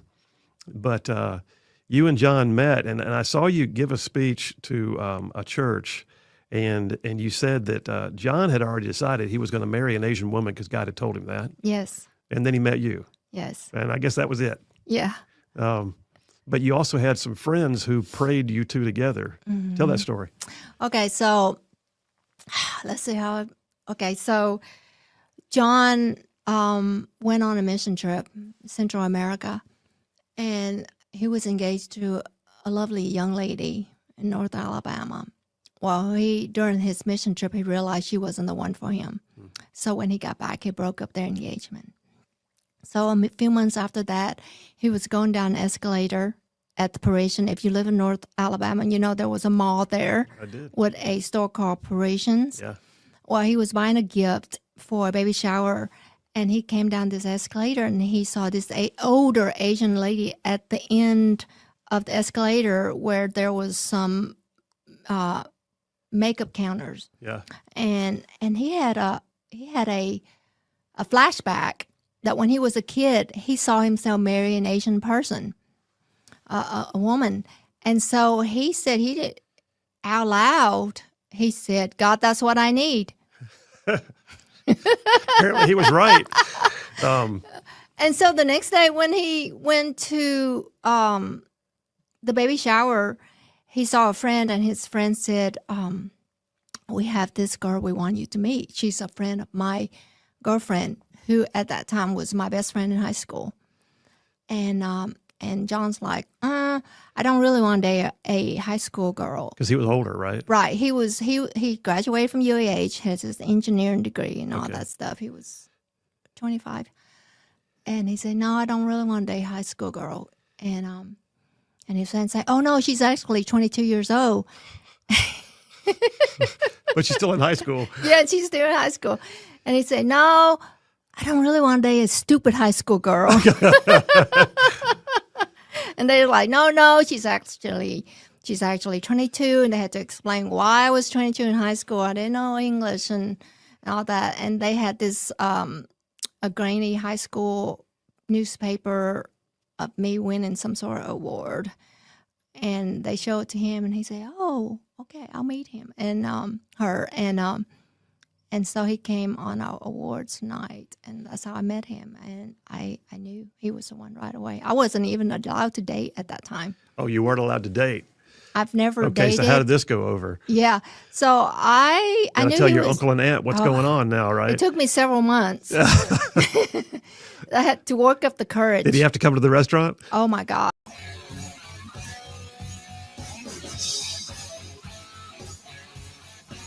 And we are back. Phil Williams, Right Side of Radio, solid conservative, just plain right. Making common sense like a superpower. John's got the grades in. John from Huntsville says Butters Lee and Phil get an A+ for their equally magnificent performances, which means today's winner is obviously the king of Gen Z, JP, for his absolutely perfect performance. And for once, I think I agree with every single comment he made. Congratulations. You want to go ahead and ruin it now? You want to talk about Saban? You want to talk about Seinfeld? You want to talk about what you want to talk about? Nah, I think I'll take my win today. Take it and run, brother. All right, let me go to the phones real quick. Jeff Rowe from Indiana. Hey, buddy, how are you? I'm glad I'm out of Nashville. You're already past Nashville? Good job.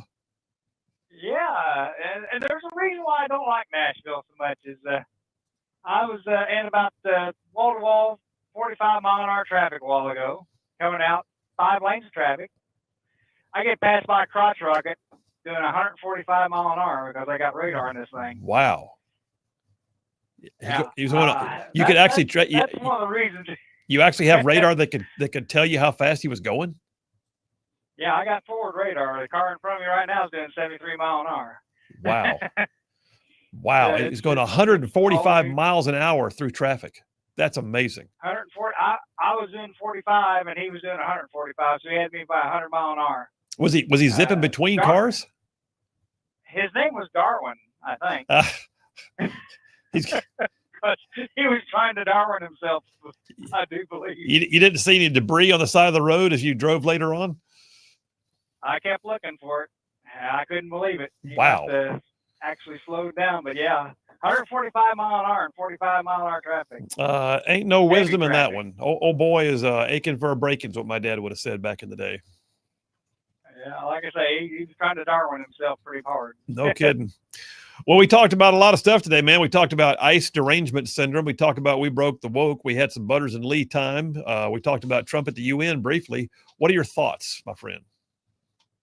Yeah, this ICE thing. I mean, we got to hold these people accountable. There's got to be some way of doing it. I mean, if it's just ridiculous what we're doing here. And You talking about the rhetoric? The blood is on the hands of the Democrats of anybody who gets killed. All these people, with all this rhetoric, and we need to let them know about it and keep reminding them of it. Is the thing.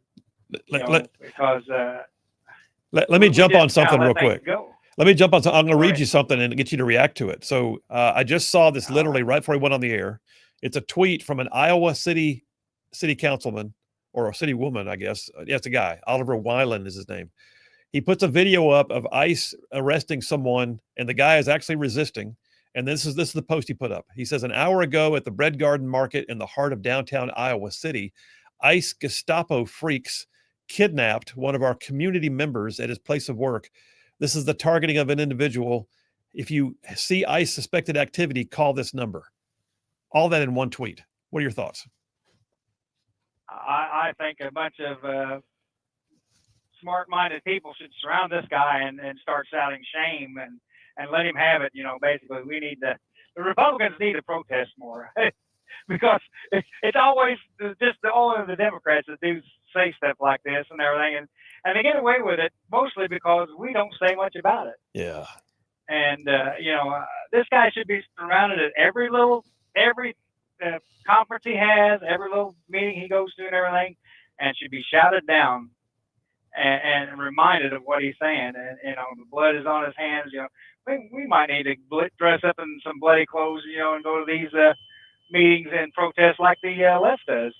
And maybe that would wake him up. I wonder if it would. I look at it and think, I wonder if it actually would wake them up because it's almost like they're so entrenched, and their Trump derangement and their ICE derangement syndrome is so intense that I'm not sure they can pull out.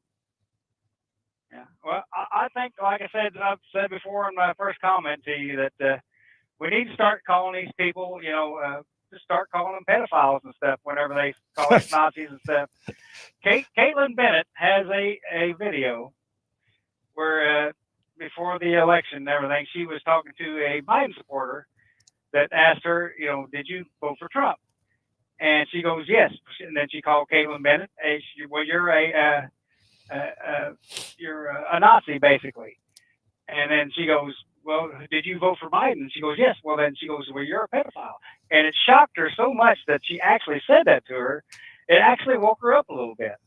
Wow. These people are just spouting this stuff out, and they don't realize how, they've been told this and everything by the media and stuff, and that they're so accustomed to saying it, they don't think about, what they're saying. No, I agree. So when you cost them back and call them some other kind of name, it shocks them into being, hey, why do you call me that? Hey, brother, I got to go, man. The music's already playing, but be safe on the road and watch out for those crotch rockets doing 145 miles an hour. Stay out of that lane.